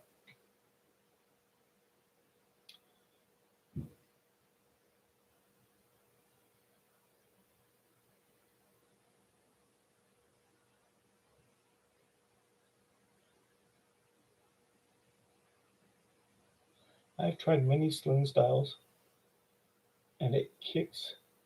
And Terry Miller is a great guy, although I think his production has changed since moving. Have I tried small ammo yet? I shoot 8 millimeter.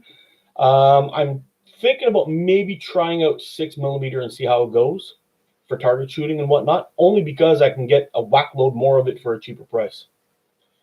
So I may go there. I don't think I'll go to a 1/4 inch though. I think it's just too small. I got my John Deere's custom cup. Oh man, Kingfisher Mustang. Oh, that was you. Oh man, that was a beautiful frame. John knocked that one out of the park. That was sick, dude. Can't believe you got that one. I'm gonna bow to you for that one. That was sick.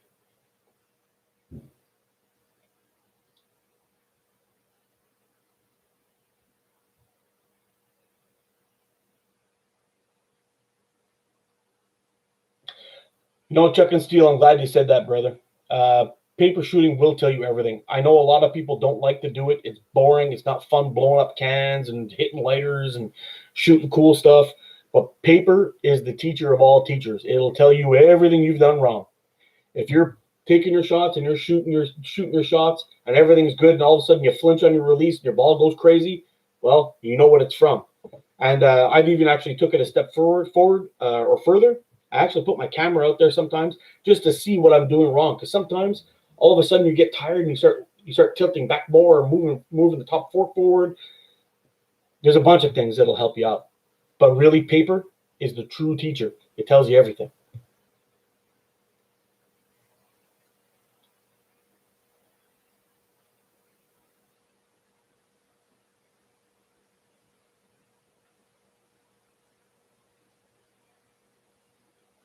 Cool, Stacy. I'll check them out. Slingshot shooters, I'll check them out.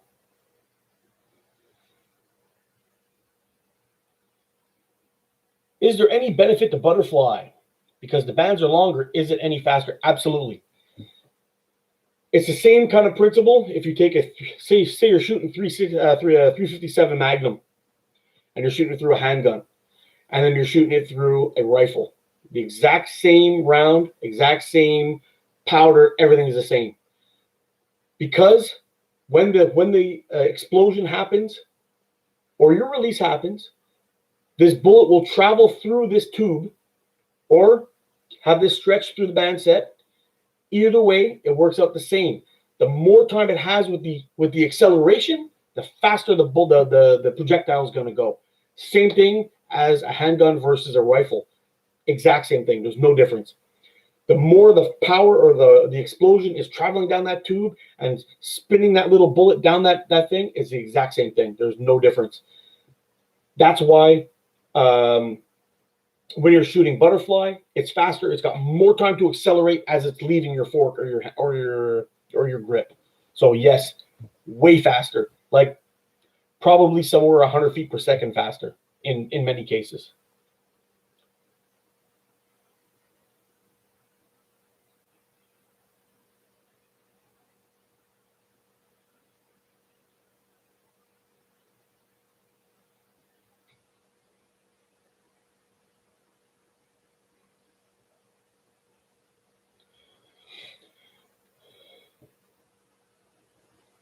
Well, I'm telling you, brother, killers. I hope I'm pronouncing that right. Absolutely, bro. I shoot paper on a regular basis just to keep me honest. And while I'm working on that ISCOR challenge to make sure I can put 10 in a row on that 40 mil flipper spot or a 40 mil paper spot, there's no other way to do it than shooting paper. It's the way to go to diagnose anything that you're picking up. Sometimes you can change bands or the elastic slightly different than it was before, and you just need to figure it out. What the hell is going on? Paper is the way to go, 100%.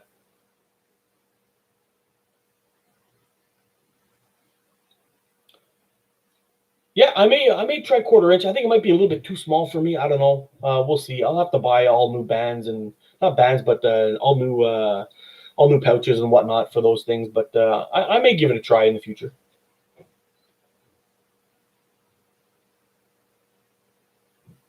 Hey, Greg, if it's working for you, 7 mil, go for it, dude.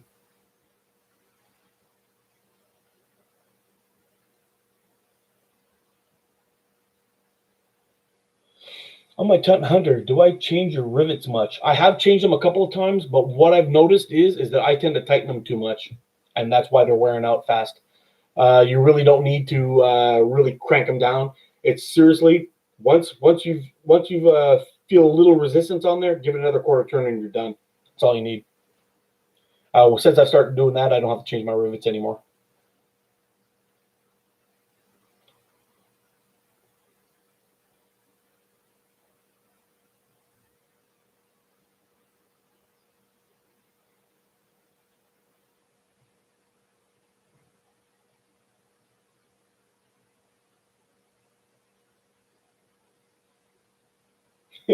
Chuck and Steel, kind of surprised that a Canadian knows about that kind of stuff. I'm telling you, we used to shoot a lot when I was a kid. We had a lot of fun doing that. It was a blast. Literally. We actually used to go down to Vermont. We had a shooting range that we used to go down there. And my dad and my uncle, who were both gunsmiths, we used to shoot a lot down there. Had a lot of fun. It was great times shooting handguns and rifle. Woo.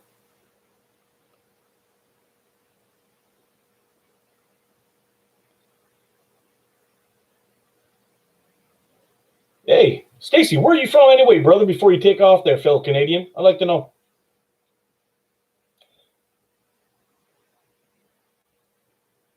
Shoot straight. Stay safe, brother.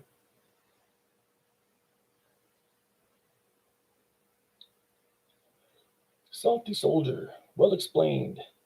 So with a 32-inch draw, what cut length do you need on a Scout LT with clips? Suggested taper.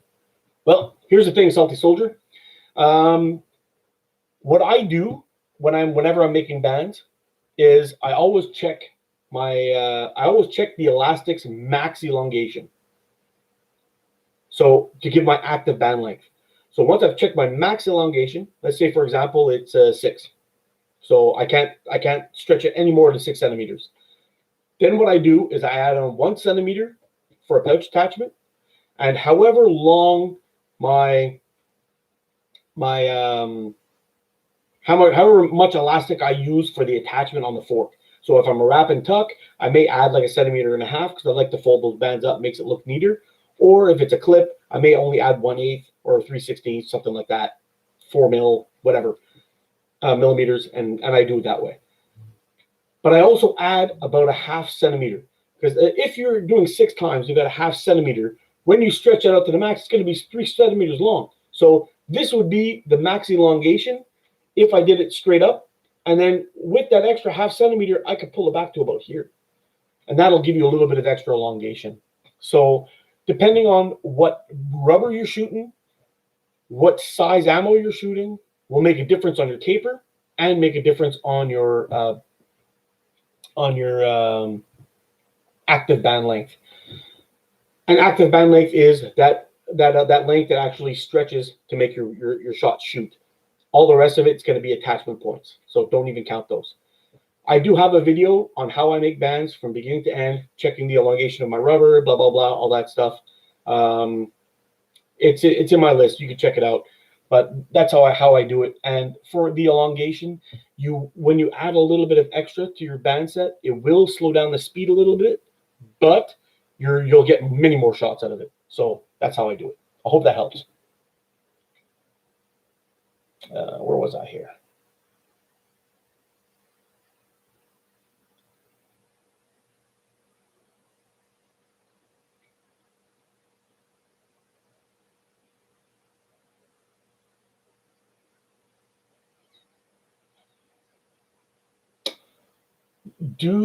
Have I ever tried sniper sling darts yet? Nope. I'm not going to try them either. No way. Every now and then I do mess up and have a fork hit.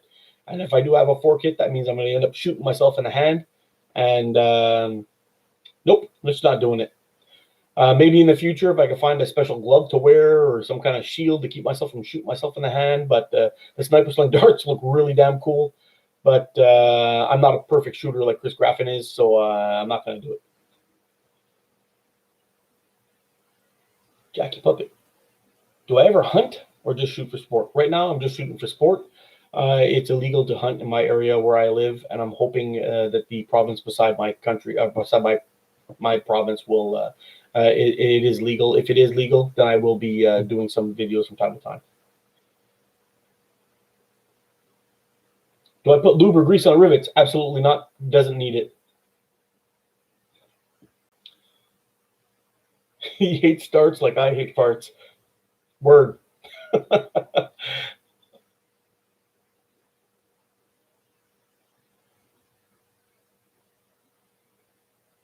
Tom, how's it going, brother? How you doing? Guelph, Ontario. Yeah, I have some family in Ontario, close to Sudbury, near just a little bit past Algonquin Park, and I got some family in Ottawa too.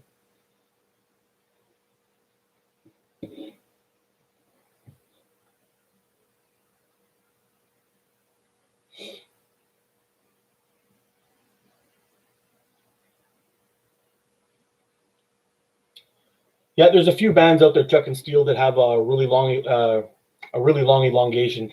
I found a couple of them that are around 7.5. Some of them that are 6.5.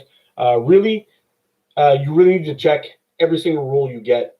Check them out right away. See how your elastic's reacting, and then go for it. That's where I got tripped up with my GZK bands. I used to always cut them. The elongation was 5.5, and then all of a sudden that 5.5, I would feel it and right at my cheekbone, like there was not a millimeter more to go.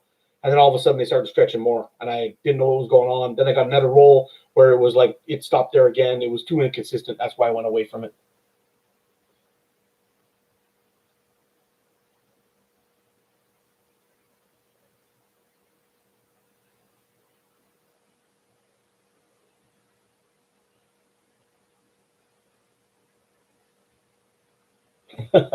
You really do, Steve.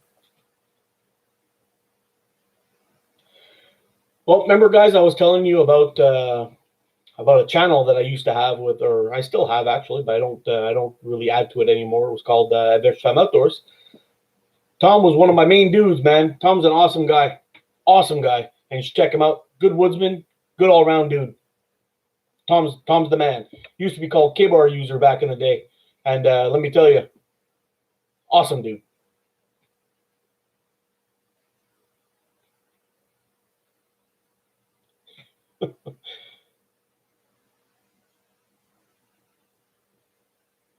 Go for it, brother. Salty soldier. Just shooting butterflies is fun, man. Especially when you're busting cans. You see those things flip around, flying all over the place. It's a great time. Great time.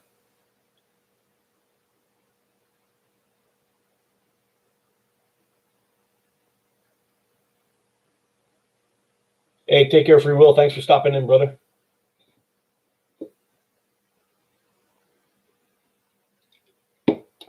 Forgot to ask, man. Where's my manners? What's everyone drinking today?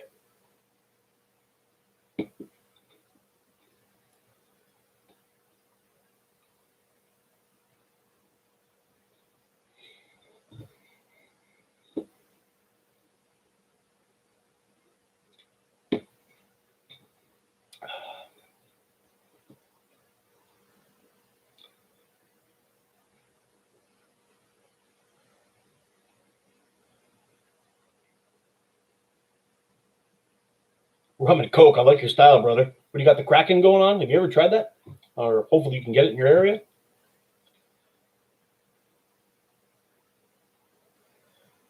Sierra Nevada torpedo. I don't even know what that is, but it sounds nasty. Nasty in a good way.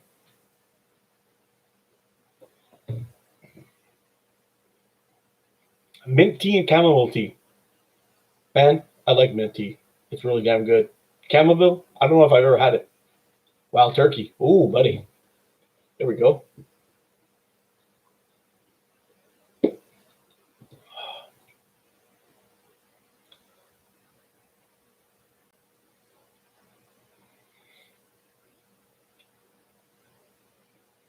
I really can't wait for that trip next week, though. I'm telling you, man, it's been a while since I got to go full on woodsman outside and just enjoy the nature and sleep at night. And the bugs are going to be really bad in Canada this time of year.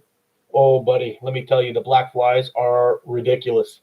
But I'll have to take a good bath in some DEET, and hopefully I don't get eaten alive. But in the backcountry, when you're doing these, when you're heading out in these really wild spots, the bugs are just relentless. It's crazy. They're climbing in your eyes, up your nose, in your ears, anywhere they can get. They're inside your hat. I might actually have to wear a net. We'll see. We'll see how it goes, but should be fun.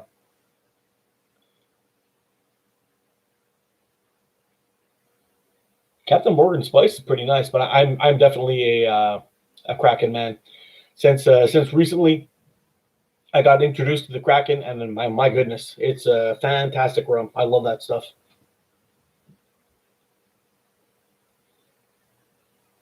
22 millimeter straight taper and dropping rabbits and game with no problems. Plus bands last way longer and tapers are faster. Flat out, tapers are faster. They don't last as long because I don't know if you saw my video when I was doing that stretching test with the tapers, and you see that as the taper goes back, you're getting more and more towards the max elongation as you go back. But the tapers are quicker. You'll get more speed out of your bands for sure, but you will not get the elongation. The other thing I will say about straight cut versus tapers is the straight cuts, whenever they're getting ready to fail, you never know where they're going to fail. It could fail at the fork, could fail in the middle, could fail at the pouch end. You never really know for sure. Tapers, 99.9% of the time, fail right at the pouch. Makes it actually safer to shoot. Just my thoughts.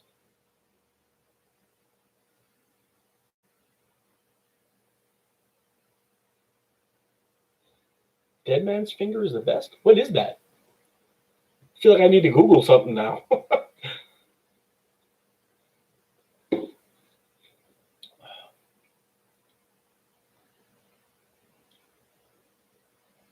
Honey Brown. Now we're talking, buddy. Just say no to straight bands. I don't know. For those of you guys who know Joff Slingshot Hunting, he's got that channel. Man, that dude can shoot.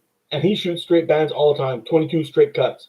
And he did a video recently talking about the bands that he uses and how he does his bands or whatever it is, and it works for him, man. If you guys seen him shoot, that guy's got some serious skills.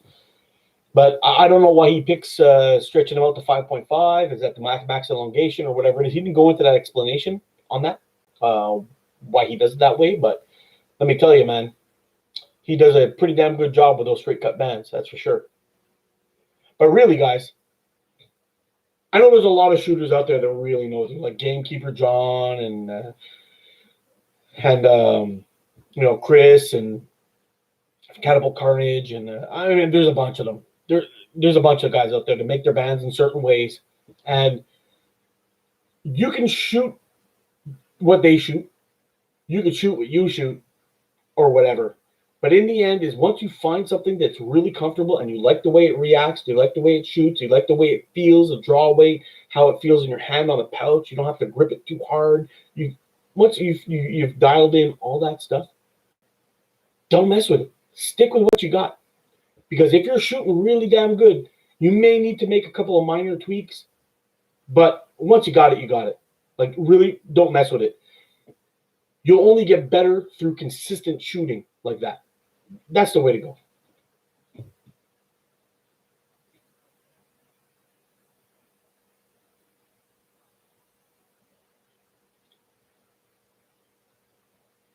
I'll tell you what, Gavin, after these 2 beers here, I might be looking for a coffee. It's good thing I'm not driving anywhere.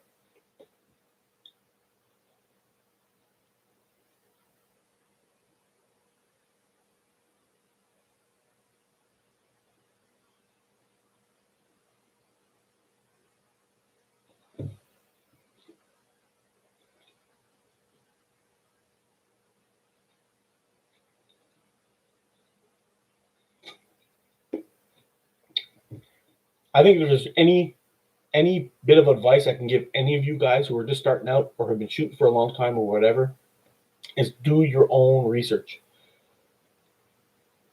Really, in the end, you're going to find something that's going to work for you, and somebody else can tell you, oh man, this taper is way better than that one, blah, blah, blah, but you may pick it up and start shooting with it, and it won't be as good. Everybody is different. Everybody has their own styles. Really, when I started doing all this testing, on this band testing, I was actually exploring to see what I like the best. Now, some people, they put a priority on longevity. Some people put a priority on performance. Some people are looking for something in the middle. It doesn't really make a difference in the end. You need to find out what's going to work for you, and you need to do your own research and dial in your own style, what you like.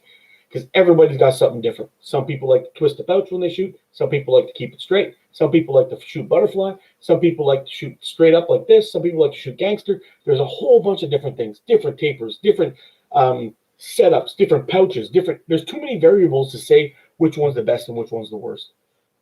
Really, do a little bit of experimentation. Do 2 or 3 band sets in a row the same way. If you find something's working for you, stick with it.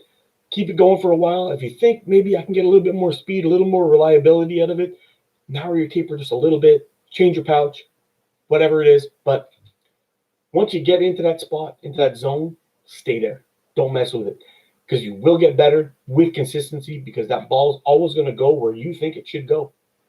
That's it.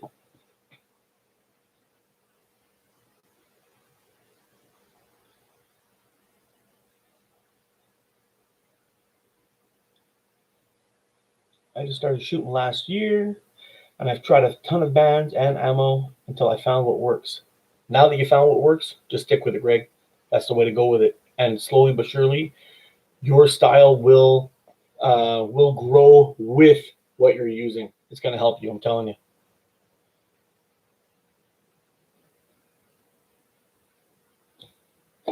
Cheers, brother.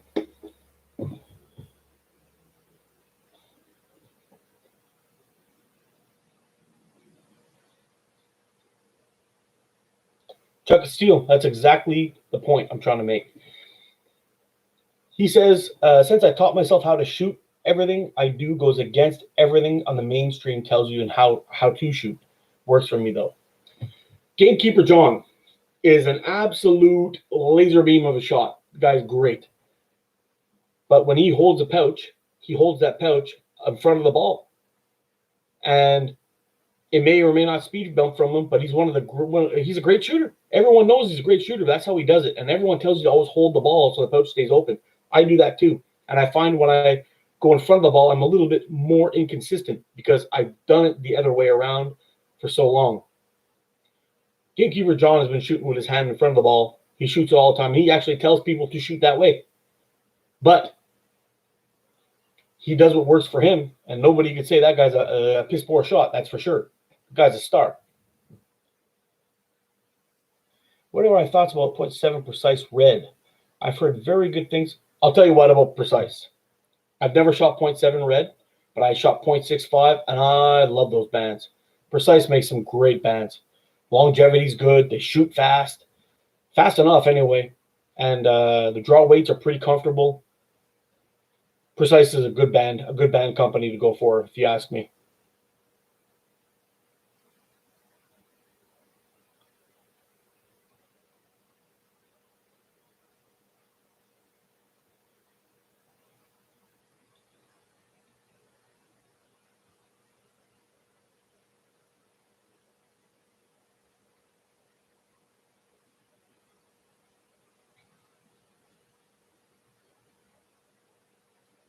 Got a drawer full of band material left.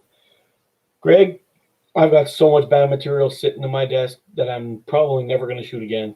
I may just start giving it away because, man, I don't know what to say. I've done some stuff to show you guys, this band, that set, that band set, whatever it is. But I have some that I keep going back to, and I love them. The GZK Orange is something that's always going to have a spot on my desk. 100% is pretty nice. I know a lot of people like them. I'm not crazy about them, but I like them. They're pretty nice. 0.50 is real nice. The 0.48 was real nice. 0.6 I found a little bit on the slow side, but I found the longevity a little sketchy. Still great bands though. It may be just I need some tweaking.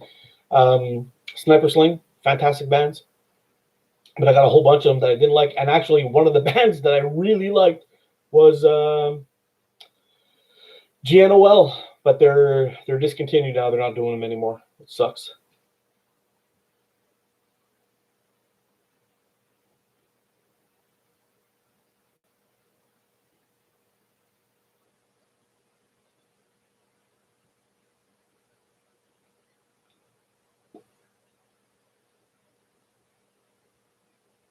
Yeah, some people do that, and I was doing that in the beginning too. I was actually changing my anchor point for the distance, but instead I ended up keeping my anchor point the same and adjusting my reference point on my fork frame by moving my waist. So you wind up with the same kind of thing. Just you're doing one way, I'm doing the other way, and if it works for you, well, that's good.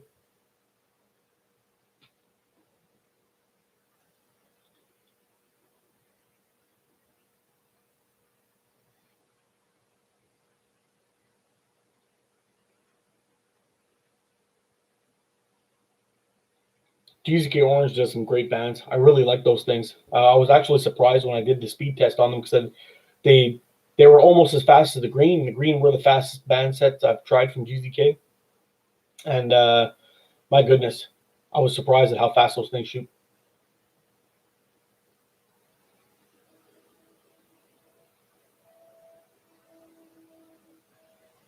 Yeah, maybe that's maybe a Salty Soldier says that's because you were an archer.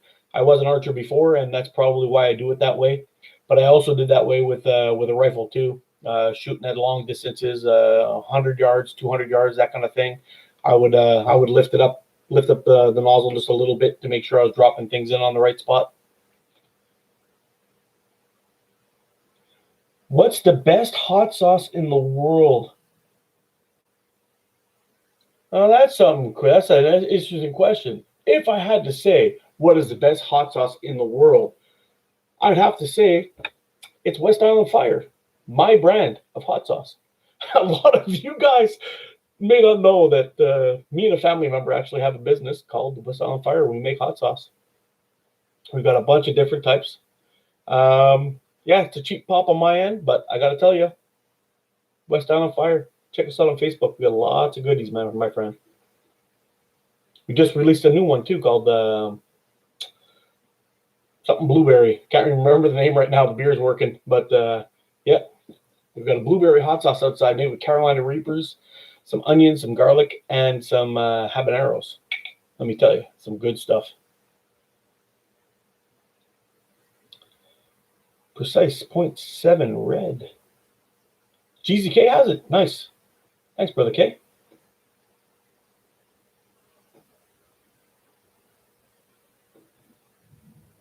Okay, I got to tell you, man. Evo Mitch, where'd that question come from? How'd you know? How'd you know, brother?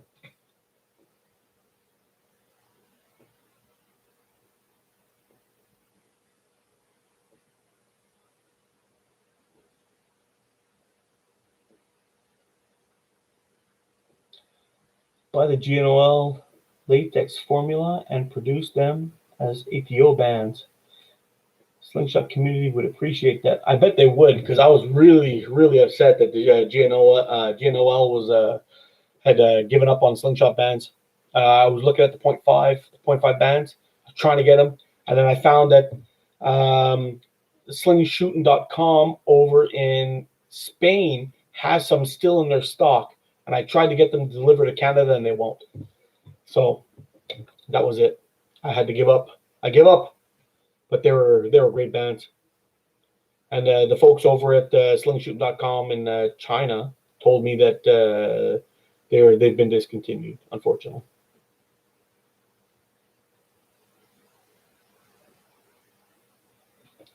But GNOL made some really nice bands. I still have one roll of 0.7, and my goodness, they're quick. I was gonna do a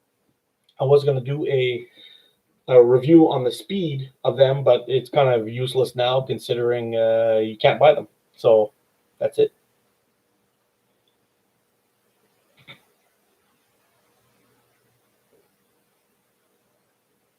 Hey, how's it going, Dan? Good to see you. I've got some family over in BC too. Let me tell you, it's good to see some more Canadian shooters out there. I never knew any of them anywhere in my area. And since COVID and I started this channel, I started finding some bunch of Canadian shooters too.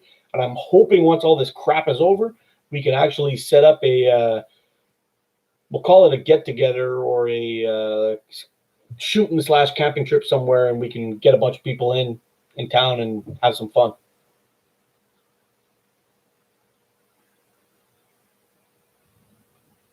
Slingshot competitions in Canada, I really don't know.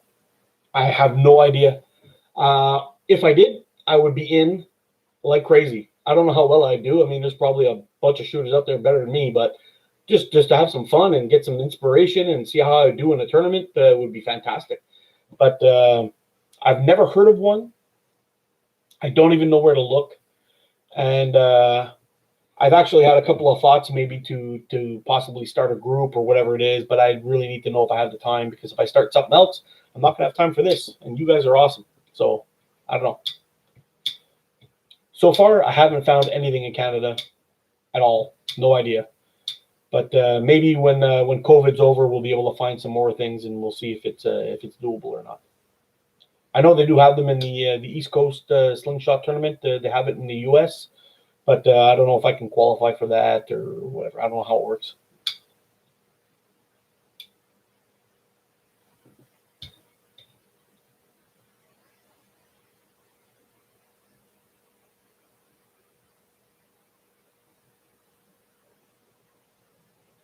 I guess once that the pandemic started, everyone just stopped. Everyone just stopped all that stuff. I don't know. We may actually have some around here, but I mean, I haven't been shooting that long or even looking into it that long. But it might be cool. Hopefully, we can find them. It'd be pretty cool.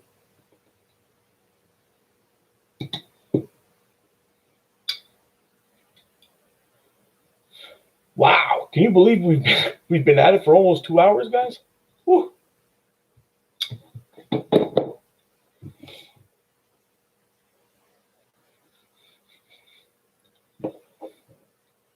Do any of you guys participate in some slingshot shooting?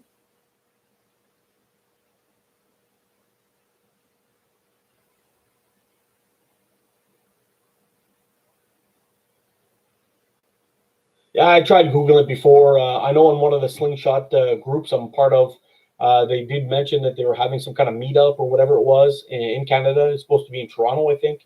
But I don't know what happened with it. I sent a message out to try to inquire about it, see if I can get on the list or find out when it's going to happen. And the pandemic happened. I mean, I haven't been shooting that long, so. But everything kind of fell apart. Nobody ever answered me, so that's it. But we'll see what happens.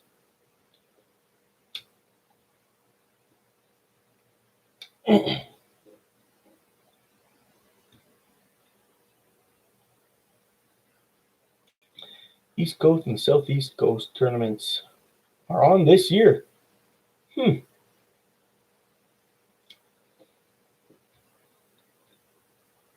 How long have I been shooting? I guess about. I started February 2020. I think that was it. February 2020 is when I shot one of those Daisy wrist rocket type things back when I was a kid a little bit. I used to shoot paintballs with my friends. We played war games in the woods. We did that for about a year or so. I was never really good at it, but we had some fun. And then back in 2019, I believe, I bought my first flat band Slingshot, which was my first video. I did a review on that Slingshot. I ate up the 2 bands that it came with, and then I didn't shoot again for another year. And then I bought my Scout LT, which was my second or third video, and that was it. I started, so it's been about a year and a half. I've been shooting things all my life, pretty much, but shooting Slingshot has only been a little while. I actually have a short video of me shooting skeet on Instagram. It was the first time me shooting a gun in almost 20 years, and I went 24 for 24 with shooting skeet in the middle of the woods. It was a good time. Yep, I'm still waiting for some shishu to show up. I'm going to be testing those out at some point, but we'll see. We'll see. Hopefully I can get them out here eventually.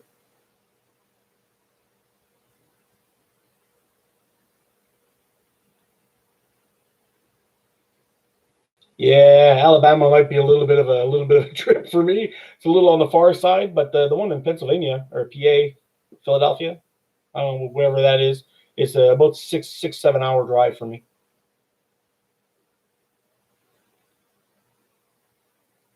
How's it doing, Kenneth?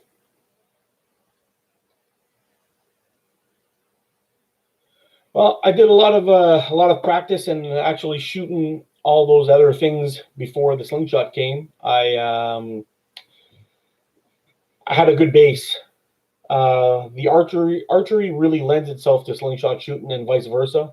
And believe it or not, shooting anything really helps you out all the way through if you're able to put those things. If you're able to relate those things together, you can take certain parts of it that'll help you out.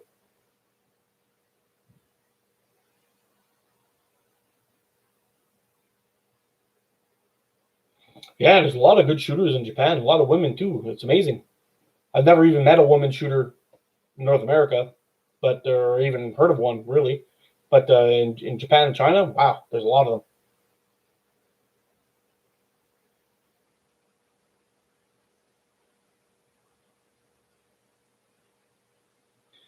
Greg, yeah, the reason why I gave up shooting a bow is I was part of a club out near us, and ever since those movies came out there with the girl that was shooting everybody there, I don't know what you call it.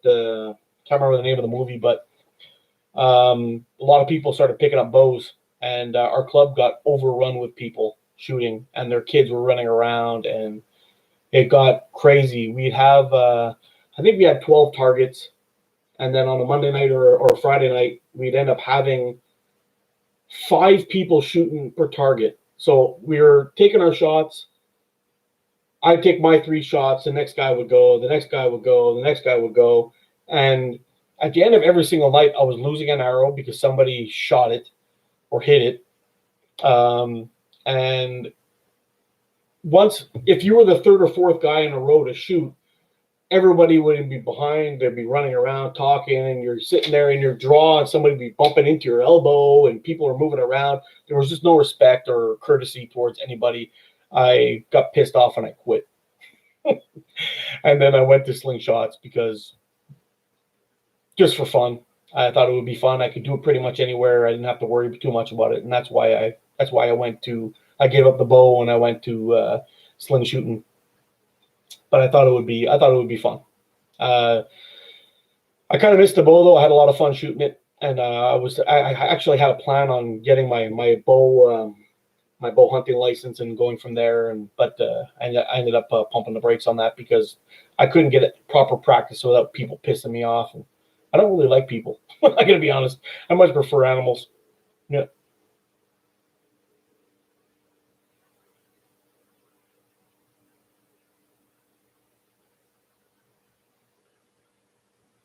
Gamekeeper's John's daughter shoots well. I've never seen her shoot, actually. I think I've seen them a couple of videos go do some fishing and stuff like that, but I've never seen her shoot.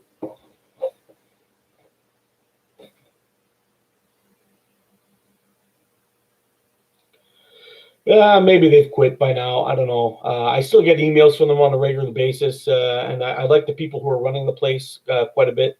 They did a great job setting things up and getting things rolling, putting on tournaments and all that kind of stuff. But it just got to a point where I just couldn't. There was just too many people, and there wasn't enough nights to spread them out, and that was the problem. So I quit. I actually have a video of me shooting my Samick Sage recurve in an outdoor range, which was pretty cool. But I should maybe I'll upload that one on the channel so you can check it out just for fun. It was a lot of fun shooting that video.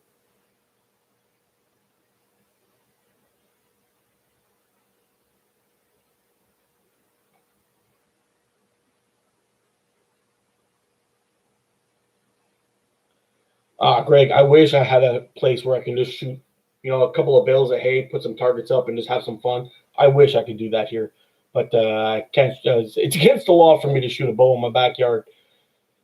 Not saying I've never done it before, but just in case. Yeah, I don't want to get in trouble. So yeah. Do I have a preference between OTT and TTF? Yes, I do. I like OTT better. Although I was shooting TTF with my GZK Crazy Power Mini no tie version. Crazy Power Mini? I think that's what it is, Mini. I was shooting real well with that thing. I did a 10-shot Tuesday with it where I was switching up spots. I shot 8 on 10 on 3 different targets, not missing one, just keep on going in a row. I was doing really well with it. And then all of a sudden, I just couldn't shoot it anymore. I don't know what happened. It's different spot on my anchor point or whatever. It started frame hitting and all kinds of stuff. I don't know what happened. I really need to give it some time and figure it back out again. But yeah, the fork length on some frames when they change it up, it can mess with your anchor point a little bit, and it was causing me issues. So I think for now I'm an OTT guy.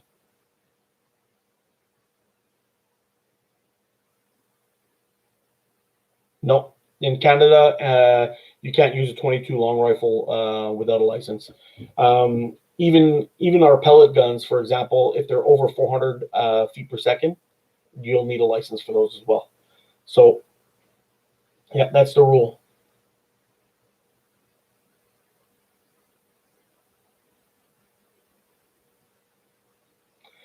Yeah, in Canada, you need a firearm certification. We call it the PAL here. It's PAL. It used to be called a what was it called back in my day? It was called a I can't remember. They changed the name of it though. And yep. So anything that travels over 400 feet per second, you need a license. I think even for a crossbow, you need a license here. I'm not entirely sure, but firearms used to mean anything that would explode and send a projectile, but I think now it's over how many feet per second or something like that. I'm not entirely sure. Yeah, Canada's got some crazy laws, but it's also got a lot of other things too that are pretty cool. But it's a weird thing. We're going through some weird stuff here in my province right now.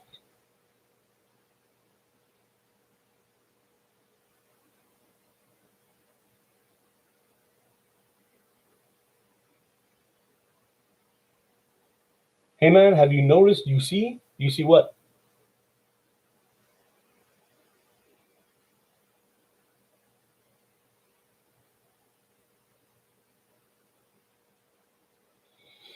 I don't know if it's weird. How they sell things in the U.S. versus how they do things in Canada. I'll tell you, there's certain things about gun laws that I agree with, and there's certain things I just don't. And do I think people have an should have an opportunity to defend themselves? I absolutely do. Um, but anyway, I don't want to get into that conversation. I don't.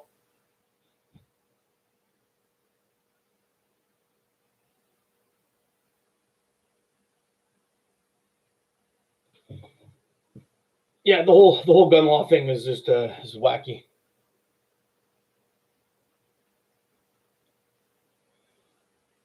Magic Jobby, does my anchor point change from 8 millimeter to 9.5, or does it stay the same, or does it change slightly? It stays the same for me, but I do use different bands for 9.5 than I do for 8 millimeter. Yeah, I was corrected on that recently. Yeah, yeah, I tend to go to a slightly bigger taper for 9.5 than I do for 8 millimeter ammo, just because I tend to have a little bit more drop off down at the end. But that's it for longer distance. But for the most part, my anchor point, I try not to change my anchor point ever. If I'm going to do any adjusting, I try to adjust the fork. Some people change their anchor point, and if that works for you, that's fine. But I was having consistency issues with my anchor, which was causing my accuracy to be all over the place. So I decided to lock that one down and change my reference point. Do I ever use fiber optic sights? I started off using them, but I found I shot better without them, so I dropped it. I don't use fiber optic sights anymore, except for on my Beagle. My Beagle version 2 has some fiber optic sights, but only on the clip, not like the ones from GZK where they're a separate movable piece. I only shoot those guys.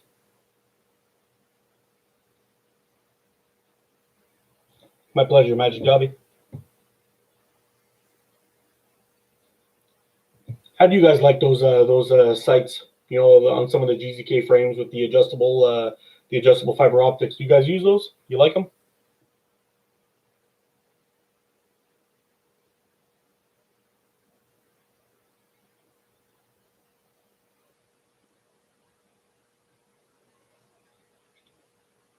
I don't even know what a slam fire shotgun is. No idea.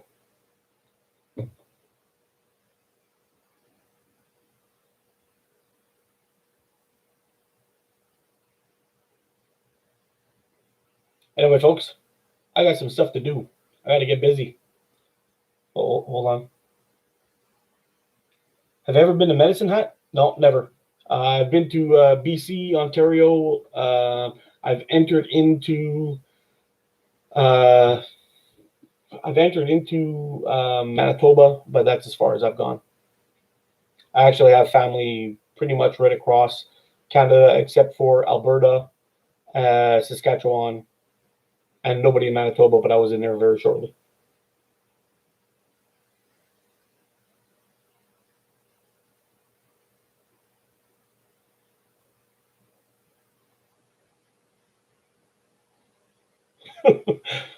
I should just tell you, brother, don't shave your beard. It's bad news.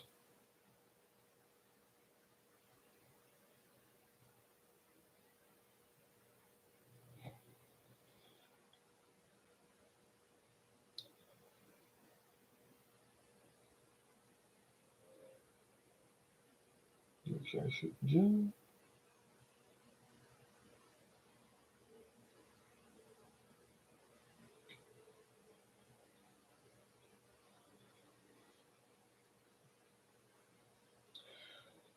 Alrighty, folks, I gotta wrap it up. Thanks a lot for all of you guys stopping in today. It was great chatting with you. If you ever want to see more of these things, let me know. I'll see you again soon. But if you want to do more of these these live vids, I'm in, man. It was great chatting with y'all. But I got to get going. I got some stuff to do around the house, and it's close to supper time for me now. Got to start thinking about what we're going to be cooking on the queue. Anyway, you guys take care. Stay safe. Be good to each other. I'll see you again soon. Love you guys. Freaking awesome. Take care.